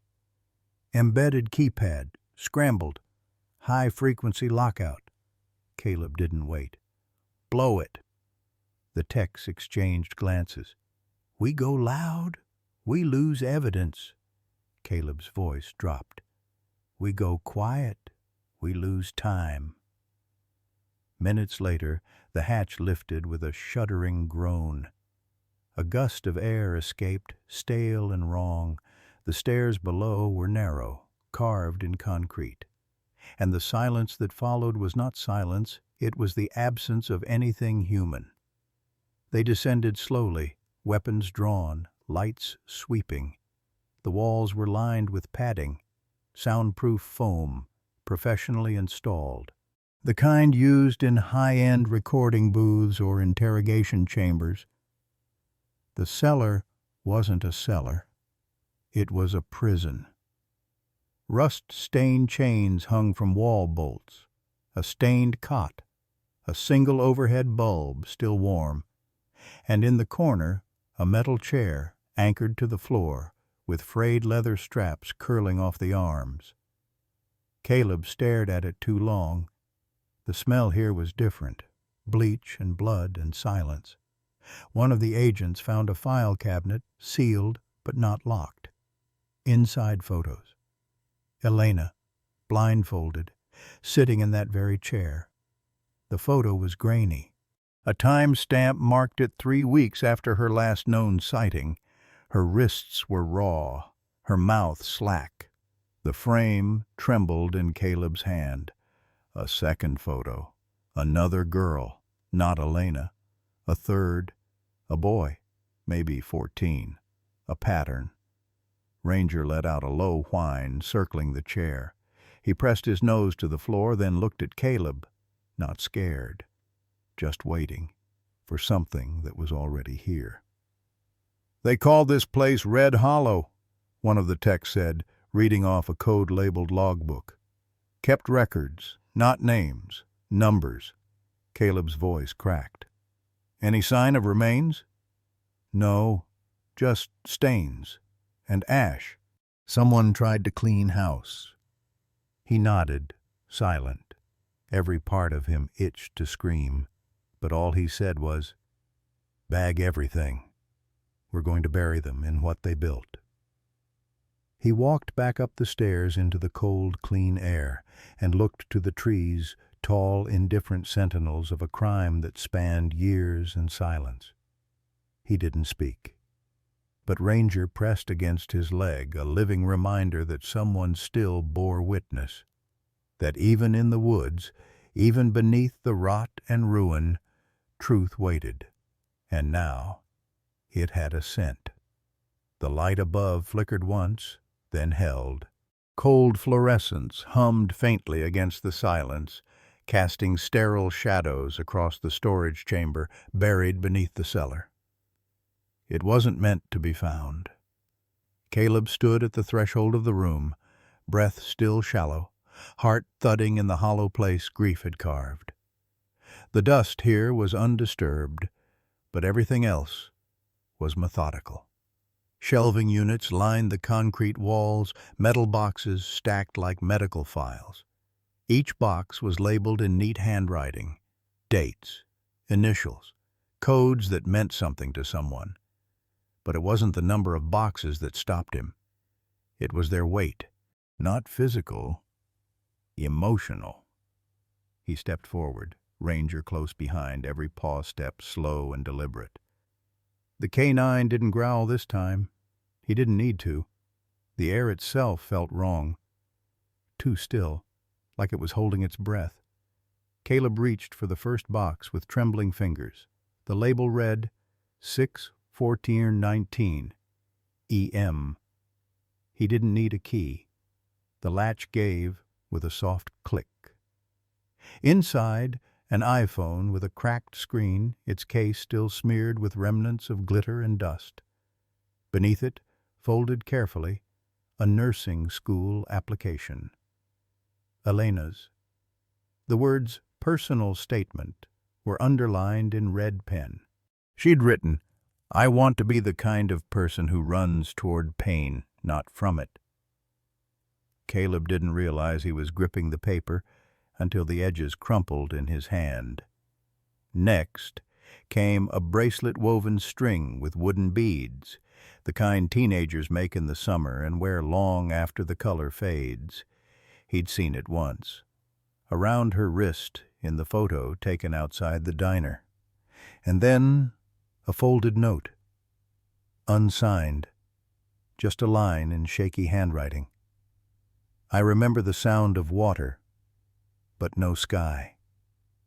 He shut the lid, couldn't breathe through it. The second box was older, the date, 10/03/05, MC. He opened it with dread already blooming. A baby photo, smiling, wide eyes, one tooth, a girl in a yellow onesie. His fingers curled under the edge. He turned it over. "Marissa, 9 months old. Can't believe how big she's getting." He didn't hear the sound he made, just felt it in his throat, raw, strangled. It was her, his sister, Marissa. Caleb staggered back a step, like something had hit him. The room swam. The years collapsed. She'd vanished when he was 17, gone without a trace. The cops had said runaway. His parents had said suicide. Caleb had always known no. Something deeper, something colder. And here she was, reduced to a keepsake in someone else's shrine. He dropped to a crouch, head in his hands. Ranger pressed close. No sound, just heat. Presence, anchoring him. More boxes lined the shelves, each with their own unspoken story. Some bore names he recognized, women he'd seen on flyers, in newspaper clippings, on digital boards at the precinct. This wasn't a place of storage. It was a mausoleum, a cathedral for the broken. He looked around, saw the patterns now, the cruel precision, every item chosen not just to remember but to own, to reduce a life to objects, to control what remained. He turned to the last shelf metal warped with time, a box labeled 3.1103 JC. He paused. The initials weren't familiar. But the box, it was smaller, locked. One of the forensic techs stepped in, masked, gloved. "Sir, we can take over. Log and process." Caleb didn't look at him. "I need to do this," he said, voice low. "They need someone to open it who still remembers what they were." The tech hesitated, then nodded once and stepped back. The lock clicked. Inside, an old camcorder, a VHS tape, a broken shoelace, a keychain from a carnival that hadn't existed in over a decade. None of it made sense, but all of it did. These weren't trophies. They were torments, held not to commemorate, but to prolong, to trap memory in amber, to say, "I took her, I kept her, I still do." And now Caleb understood something colder. This wasn't just about Elena or Marissa or the others. It was about the ones left behind, the families forced to live in silence, the siblings who couldn't sleep, the fathers who never came home from searching. It was systemic, and whoever built this didn't act alone. Caleb rose slowly. No tears. Not now. Just resolve. Ranger stared at him, unmoving, then, finally, turned to the door. There was more to find, and someone still alive who needed to answer for it. The room still reeked of old wood, bleach, and dust. But Ranger didn't care.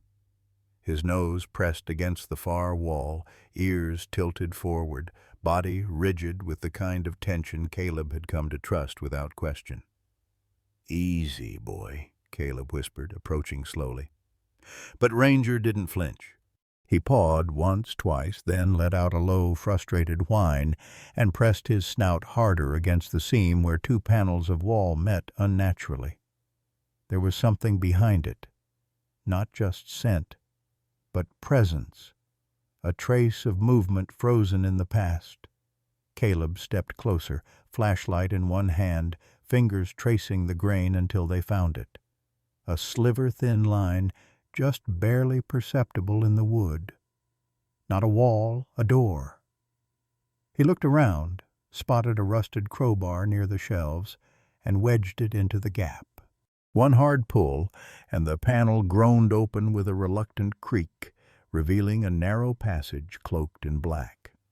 Ranger moved first, instinct over hesitation. Caleb followed. The air shifted immediately. Cooler, deadened, sound didn't bounce. It was swallowed. They passed through a tight corridor before it opened into a small, windowless chamber. The walls were lined with dark acoustic foam. Thick cables snaked across the floor like veins. At the center of the room, an old video camera mounted on a tripod. Dust-covered, but powered. A spotlight hung above it, still aimed at a single wooden chair.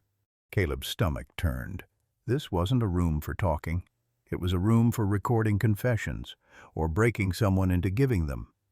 But then, on the back wall, a desk, a laptop, ancient but humming faintly, a single external hard drive attached. Caleb sat slowly, staring at the screen. Only one folder was open, dated July 21st, the day before Elena disappeared. Only one file inside, titled simply, "If you find this, move." His finger hovered. He hesitated, then clicked. The screen went black for a beat. Then came her face. Elena. Not the blurry, grainy face from security cams or missing persons posters, but her alive, eyes red-rimmed but defiant, hair pulled back.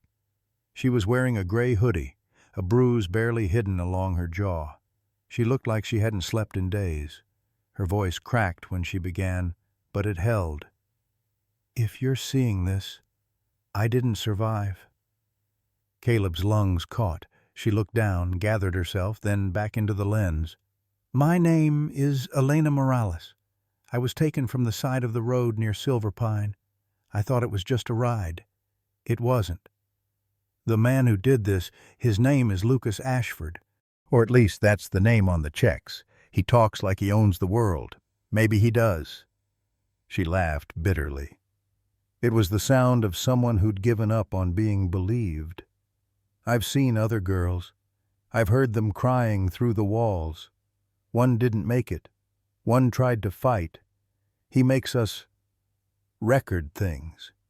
Things he says prove obedience." Caleb felt something in him fracture.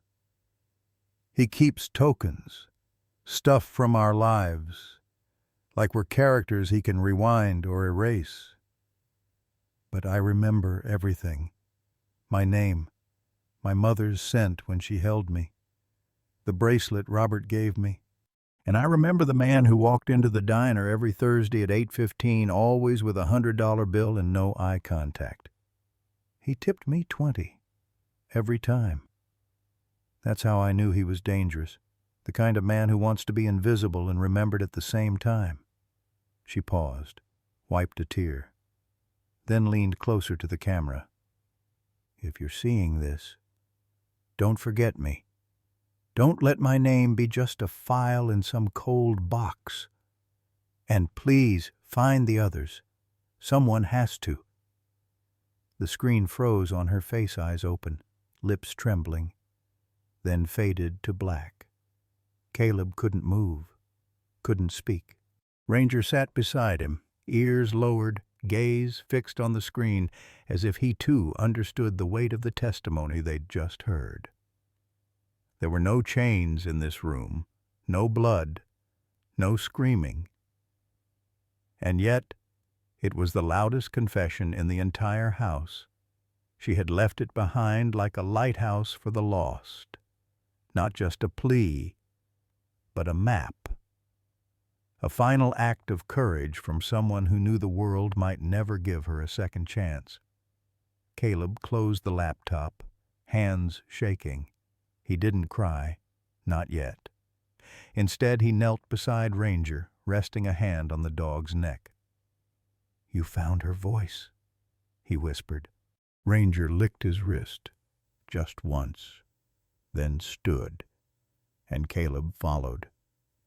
Not out of obligation, out of promise. The sun had already ducked behind the high-rises when Caleb pulled into the street where he lived. The air felt still, too still, not quiet like rest, quiet like warning. Ranger shifted in the passenger seat, his nose twitching, a low growl beginning in his chest.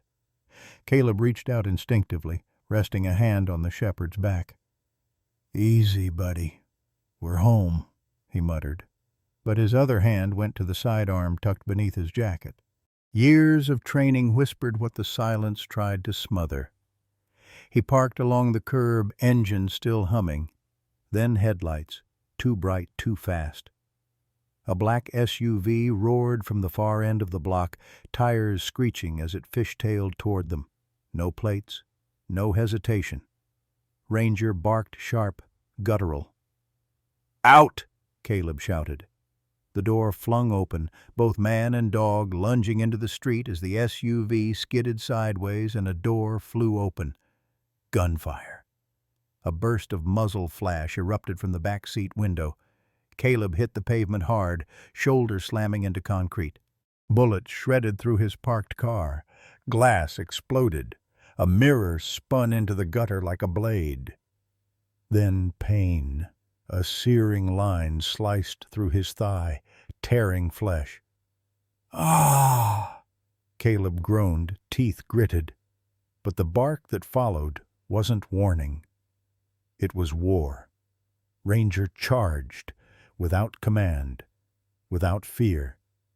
Just instinct, loyalty, and fire.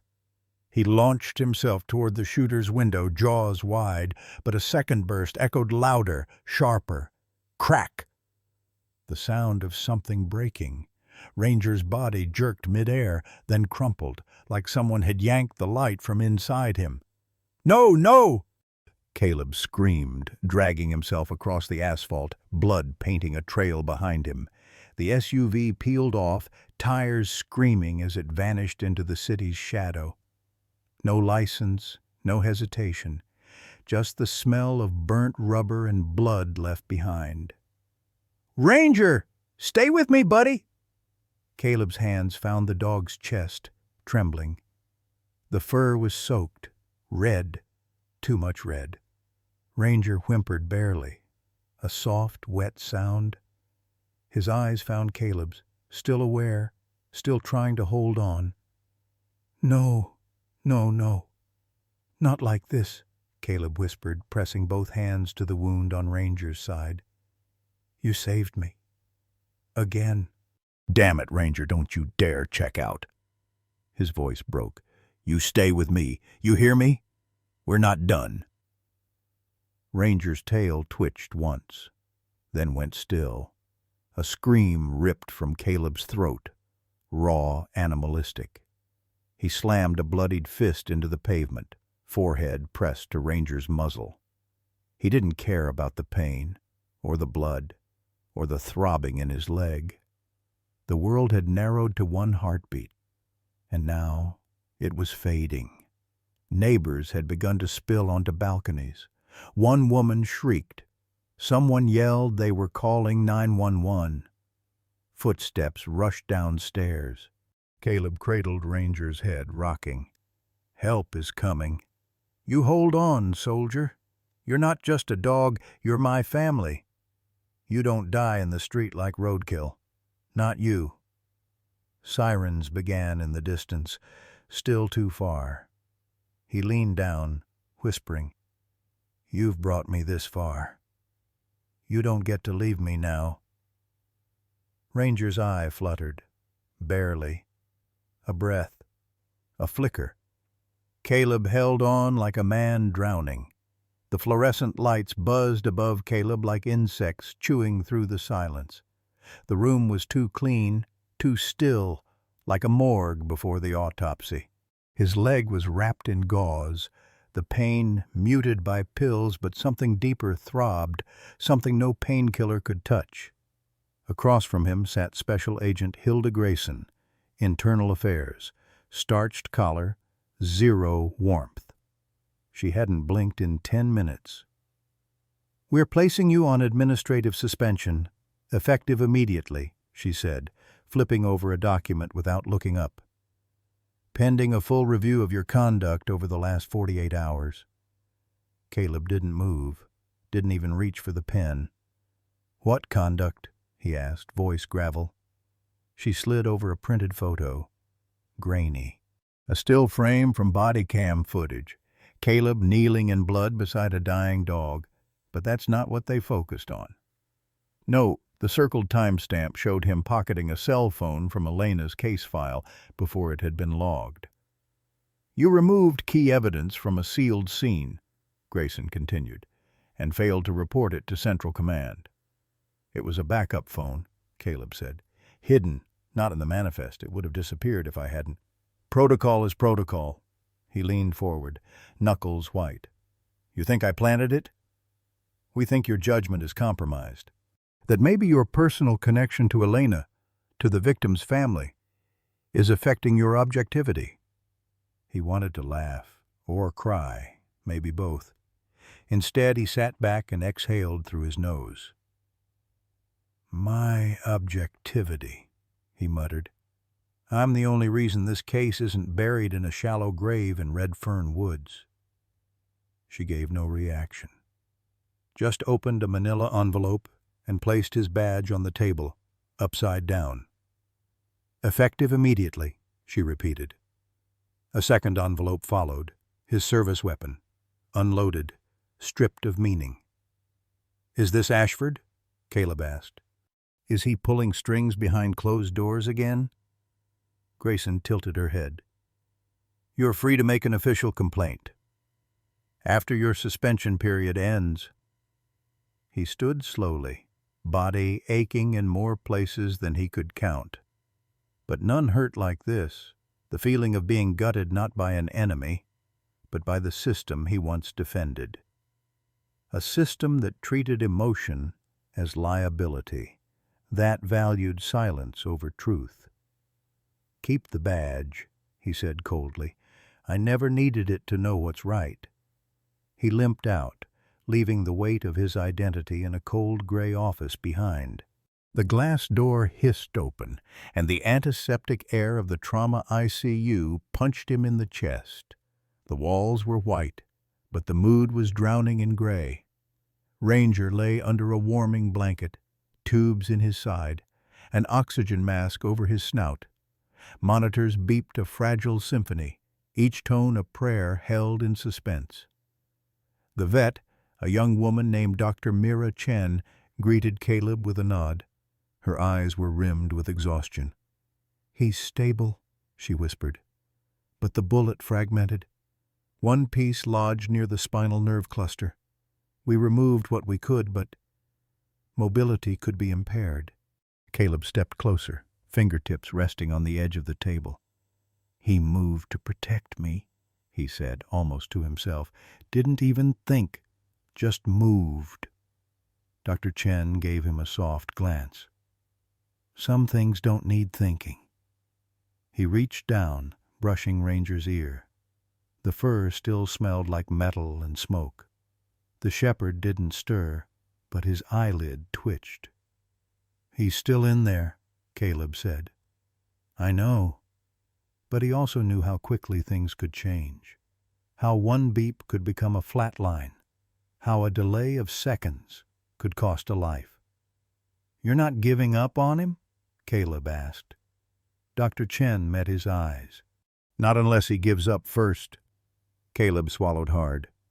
Outside, the world was questioning his judgment, painting him as unstable, reckless, maybe even dangerous. But here in this sterile, quiet room, none of that mattered.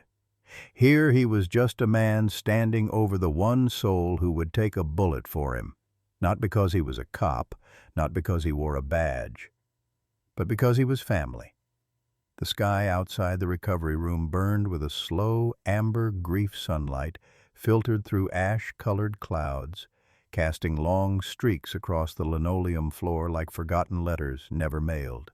Inside, the world moved slower, softer. Machines whispered and blinked in quiet rhythms. Ranger lay still beneath a pale blue blanket, chest rising in delicate mechanical time. Caleb sat in the corner, arms resting on his knees, chin against his fists.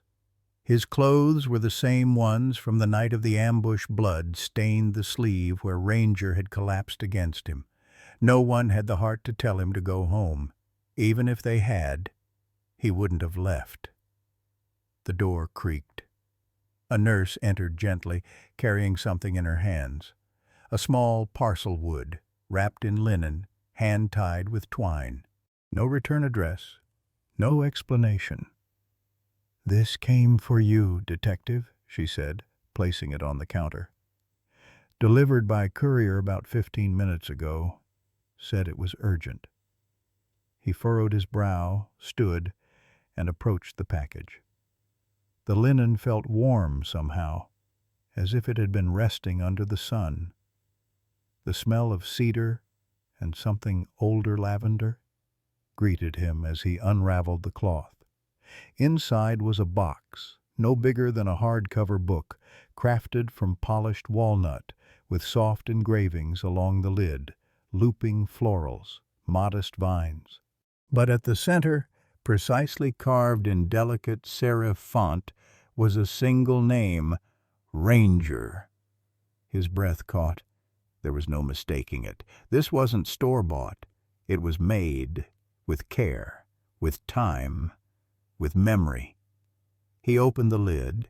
Inside, resting on navy velvet, was a silver whistle. Simple, military style.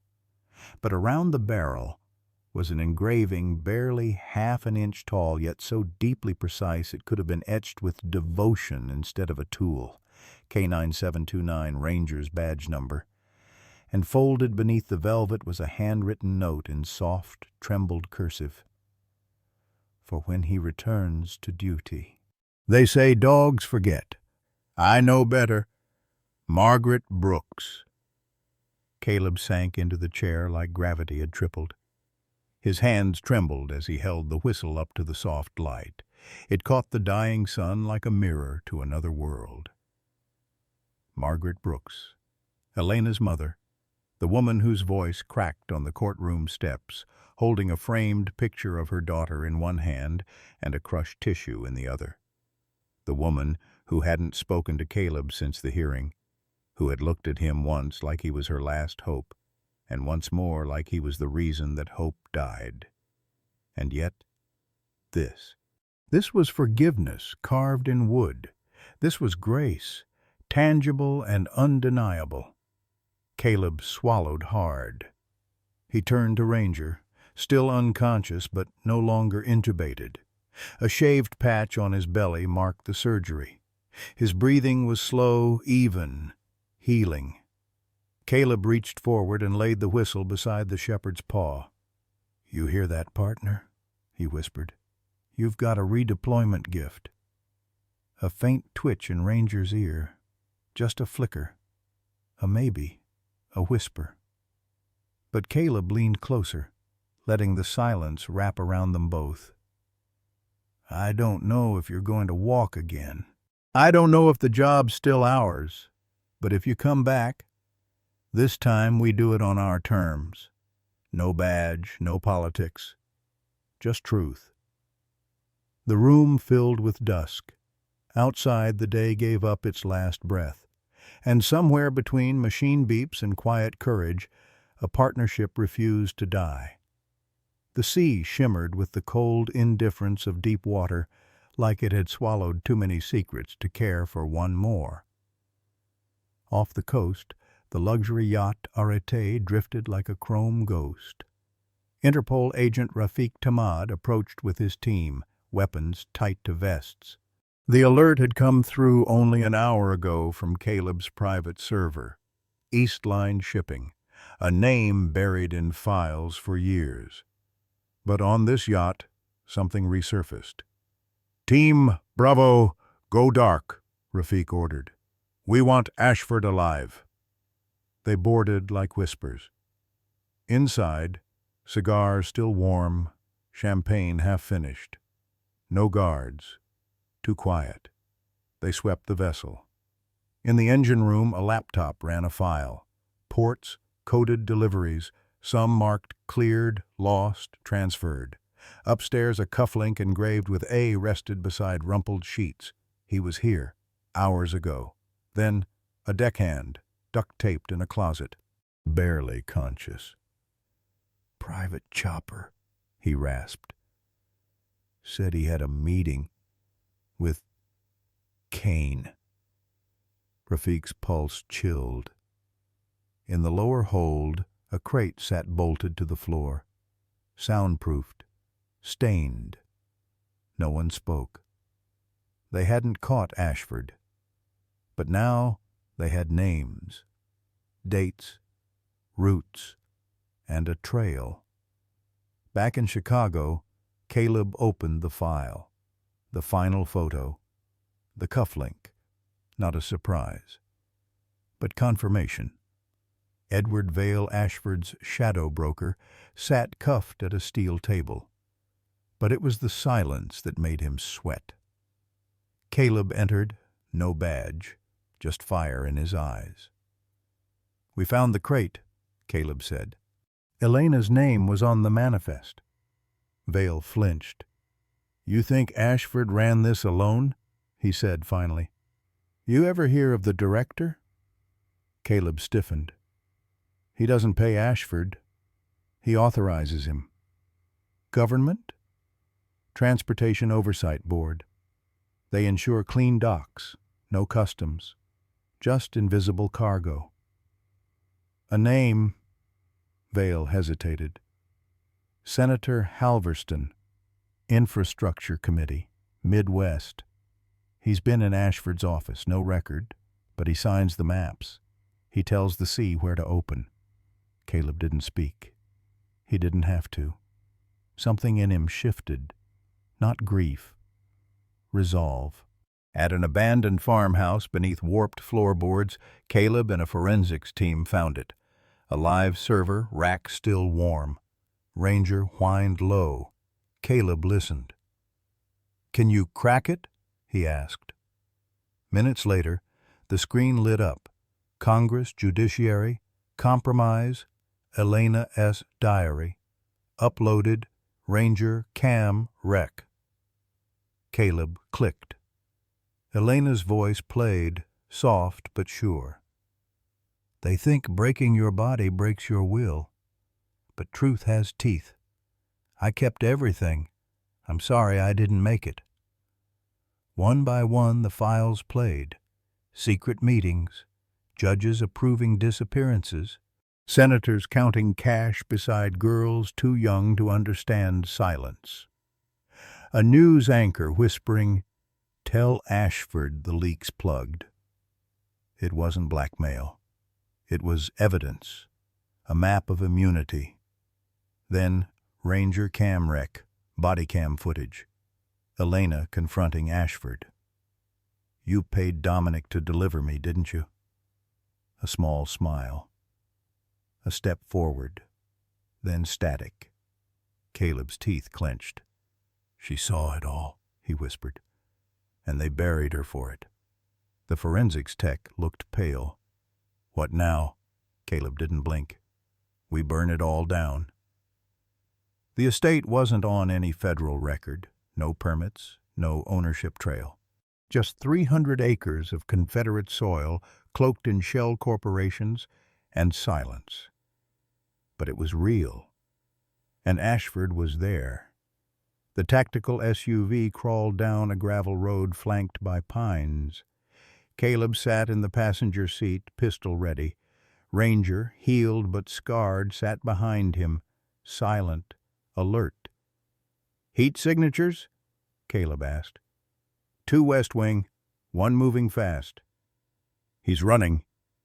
Caleb flung the door open. Ranger shot ahead like a ghost. Rain fell like steel as branches whipped Caleb's face. Through the trees, Ashford, wet, disheveled, still smirking like he owned fate. A shot rang out, Ashford, firing blindly. Bark exploded beside Caleb. Then a growl. Ranger lunged precision, not rage. His jaws caught coat and flesh. Ashford hit the mud hard. By the time Caleb arrived, the man lay bleeding, pistol gone, and Ranger unmoving, watching. "You ran out of shadows," Caleb said, gun steady. Ashford laughed, bloodied. "You think this ends with me?" "No," Caleb said. "It ends with her." He pulled out a wooden whistle, Elena's. Ashford's smirk faltered. Moments later, agents swarmed. Ashford was cuffed. His eyes never left the whistle. As the rain stopped, Caleb looked down at Ranger soaked, panting. His tail gave a slow, deliberate wag. Justice hadn't roared. It had hunted, and it had found its teeth again. Every network went silent. A 5-minute video, no disclaimers, no redactions. Elena's face filled the screen. "If you're seeing this," she began, "then I didn't survive. But that's not the story. The real story is what they did to women like me and what they thought they'd get away with." Behind her, records, names, roots, timestamps, missing women tied to powerful men, senators, CEOs, foreign officials. In a D.C. briefing room, Caleb stood at the back wall. Ranger lay at his feet. Then Elena spoke again, not to the nation, but to Caleb. "For those who believe in truth, even when no one's watching, I knew you'd find me. I hope this helps you finish what I couldn't." The feed ended. Silence fell. Then an agent stood. "We need a task force. This doesn't die in a report." Outside, protests lit up. Her name, Elena Ward, trended, not as a victim, as a whistleblower, a truth-teller. Past midnight, Caleb stepped outside. Across the Capitol, a banner stretched. "Say her name, Elena Ward, daughter. Truth-teller, unbroken." Caleb looked at Ranger beside him. "She did it," he whispered. For the first time in years, the weight lifted. Justice had a name now, and the world was finally listening. Senator Royce never reached his jet. Black SUVs closed in. Federal agents stepped out. "Senator Royce, you are under arrest."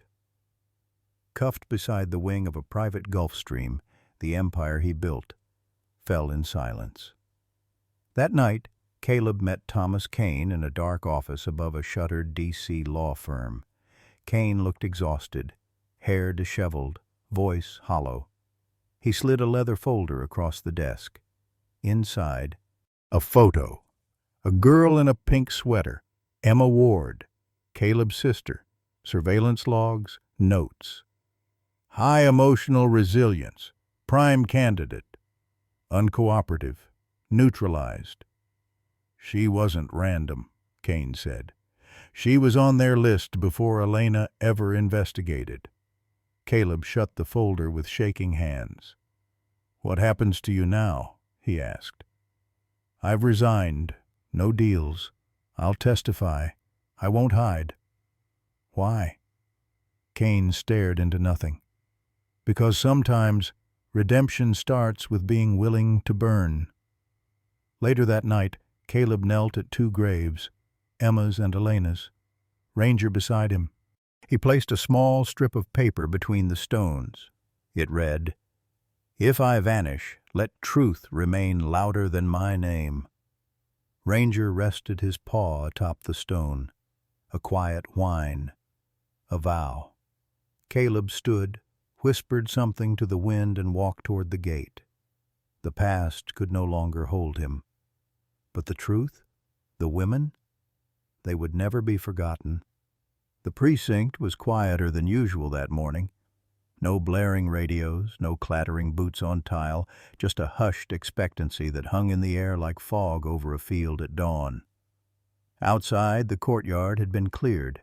Rows of officers stood in muted blues, caps tucked under their arms, hands folded respectfully in front of them. No sirens, no fanfare, just silence.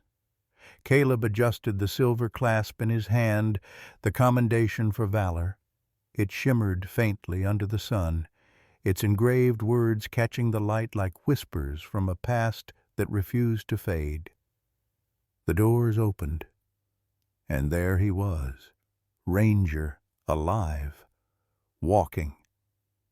Every step was deliberate, a testament to weeks of silent war fought within a sterile ICU room and under the gentle hands of techs and veterinarians who believed in second chances. His gait still bore the memory of pain, his right shoulder stiff, favoring the side where the bullet had torn muscle and bone. But his eyes were steady, alert, whole. A soft gasp moved through the crowd like wind through autumn leaves. Max's old code name was no longer just a canine. He was a survivor, a symbol. His vest was custom-fitted now, the word retired stitched in clean block letters across his back beneath a new insignia, a gold star in the shape of a paw. He approached Caleb without hesitation, stopping just inches away, their eyes locked, not handler to dog, but man to soul. Caleb dropped to one knee. He didn't say anything, just reached for the medal, clicked it onto the front strap of Ranger's harness right where his heart was. Then he rested his forehead against Ranger's. "You came back," Caleb murmured, his voice cracked. And then applause.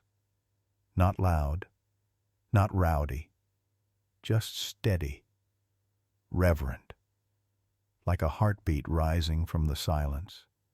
A few officers bowed their heads. Others wiped the corners of their eyes when they thought no one was watching. Among them was Officer Jennings, the rookie, who once doubted the bond between dog and man.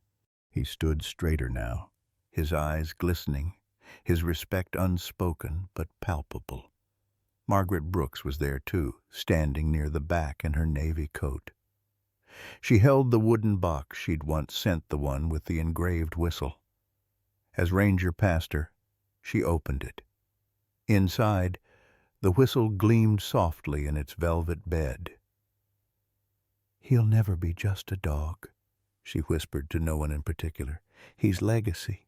Back inside the precinct, after the crowd had dispersed and the formalities were complete, Caleb and Ranger sat on the steps of the locker room, the same steps where they once prepared for raids and rapid calls, where adrenaline lived and silence died.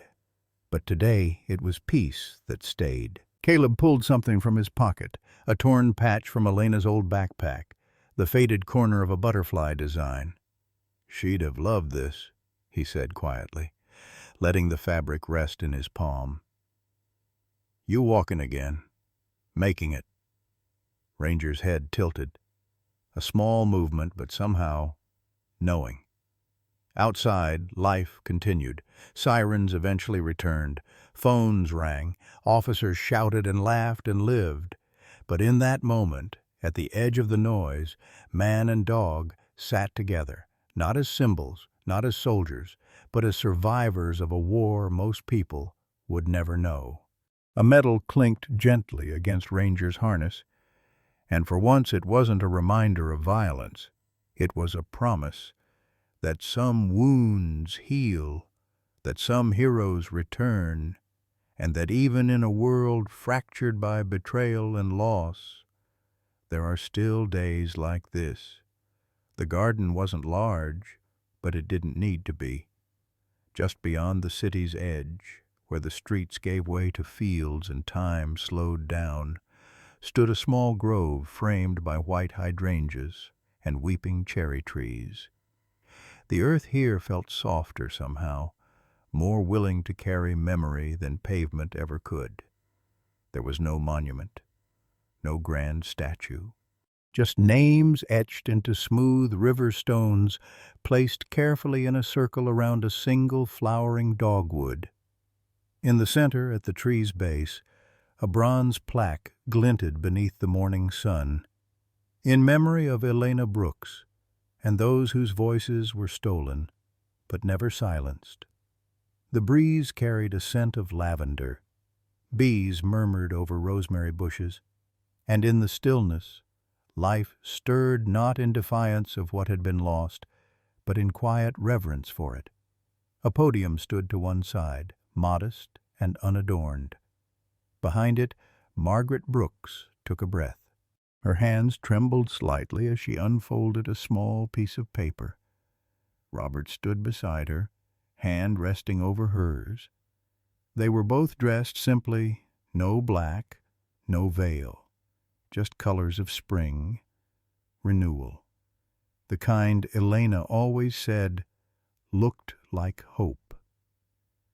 "I used to think peace meant understanding everything," Margaret began, her voice clear but fragile. "But after all that's happened, I've learned that peace isn't found in answers.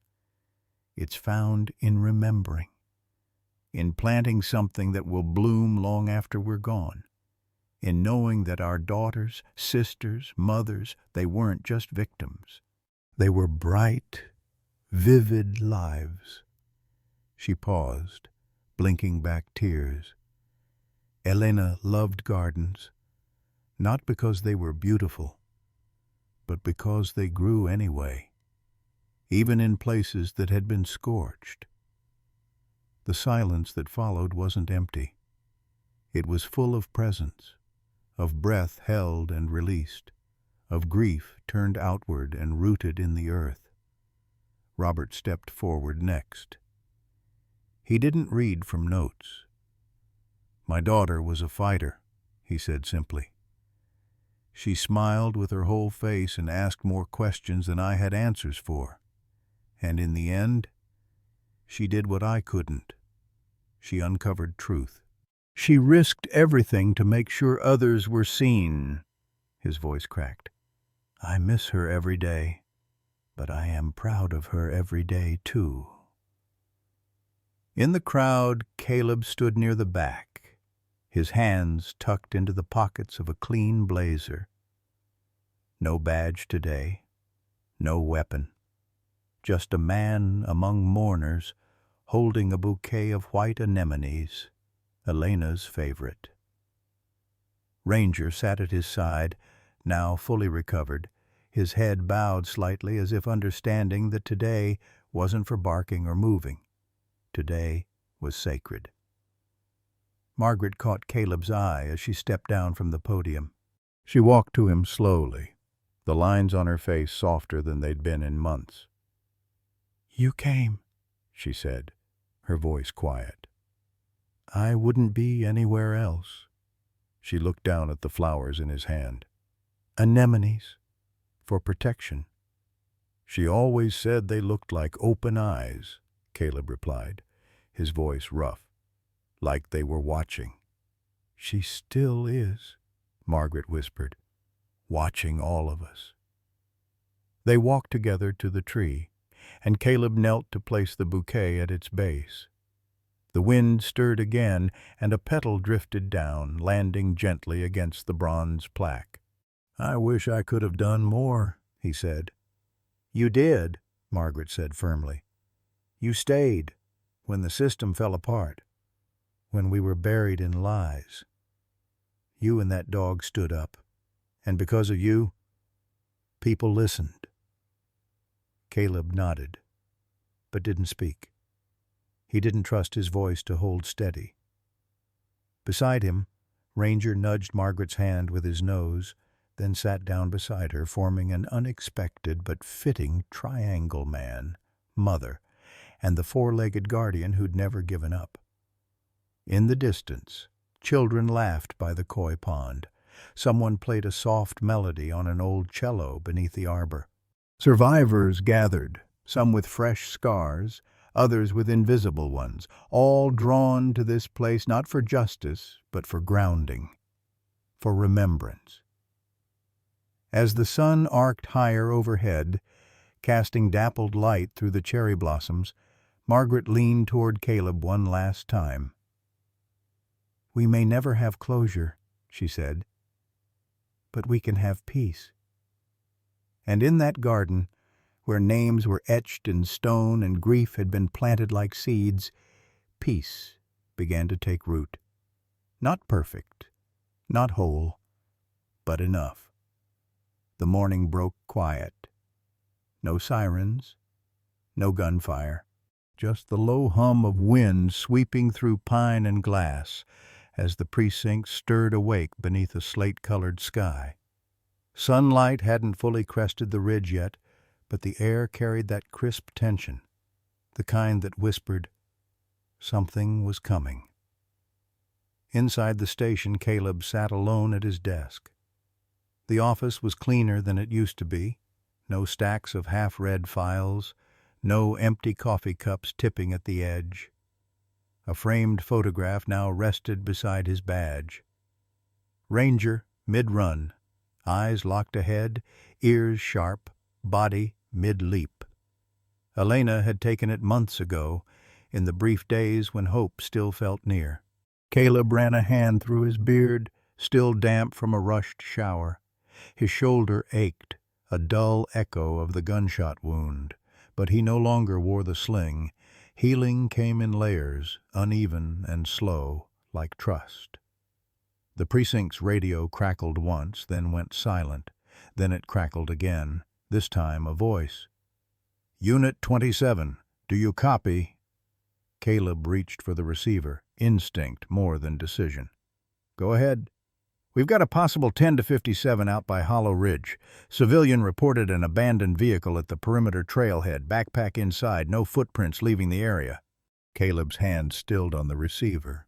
His gaze drifted to the window, toward the distant blue line of trees just barely visible through the glass. Hollow Ridge was 5 miles of dense forest. Remote. Too quiet. "Any ID on the missing?" he asked. "Unconfirmed. Local said it might be a high school kid, female, 17. No contact since last night. Phone found in the car, battery removed." A pause. "They want someone with tracking experience." Caleb didn't answer right away. Instead, he glanced to his right. Ranger lay curled on the rubber mat by the desk. His fur had grown back thick over the scars.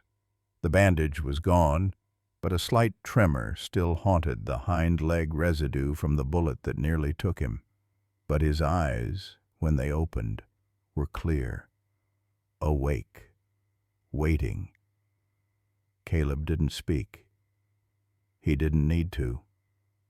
The dog stood slowly, shook once, and moved to Caleb's side. He sat, ears forward, tail still. Alert. Ready. A breath caught in Caleb's throat, not from fear, but memory. How many times had they stood like this? Before the whistle, before the headlines, before blood stained their bond deeper than the leash ever could. He reached down and clipped the harness into place. No words, just the soft click of the buckle. Ranger didn't flinch. As they stepped into the hallway, a few officers looked up. Some nodded.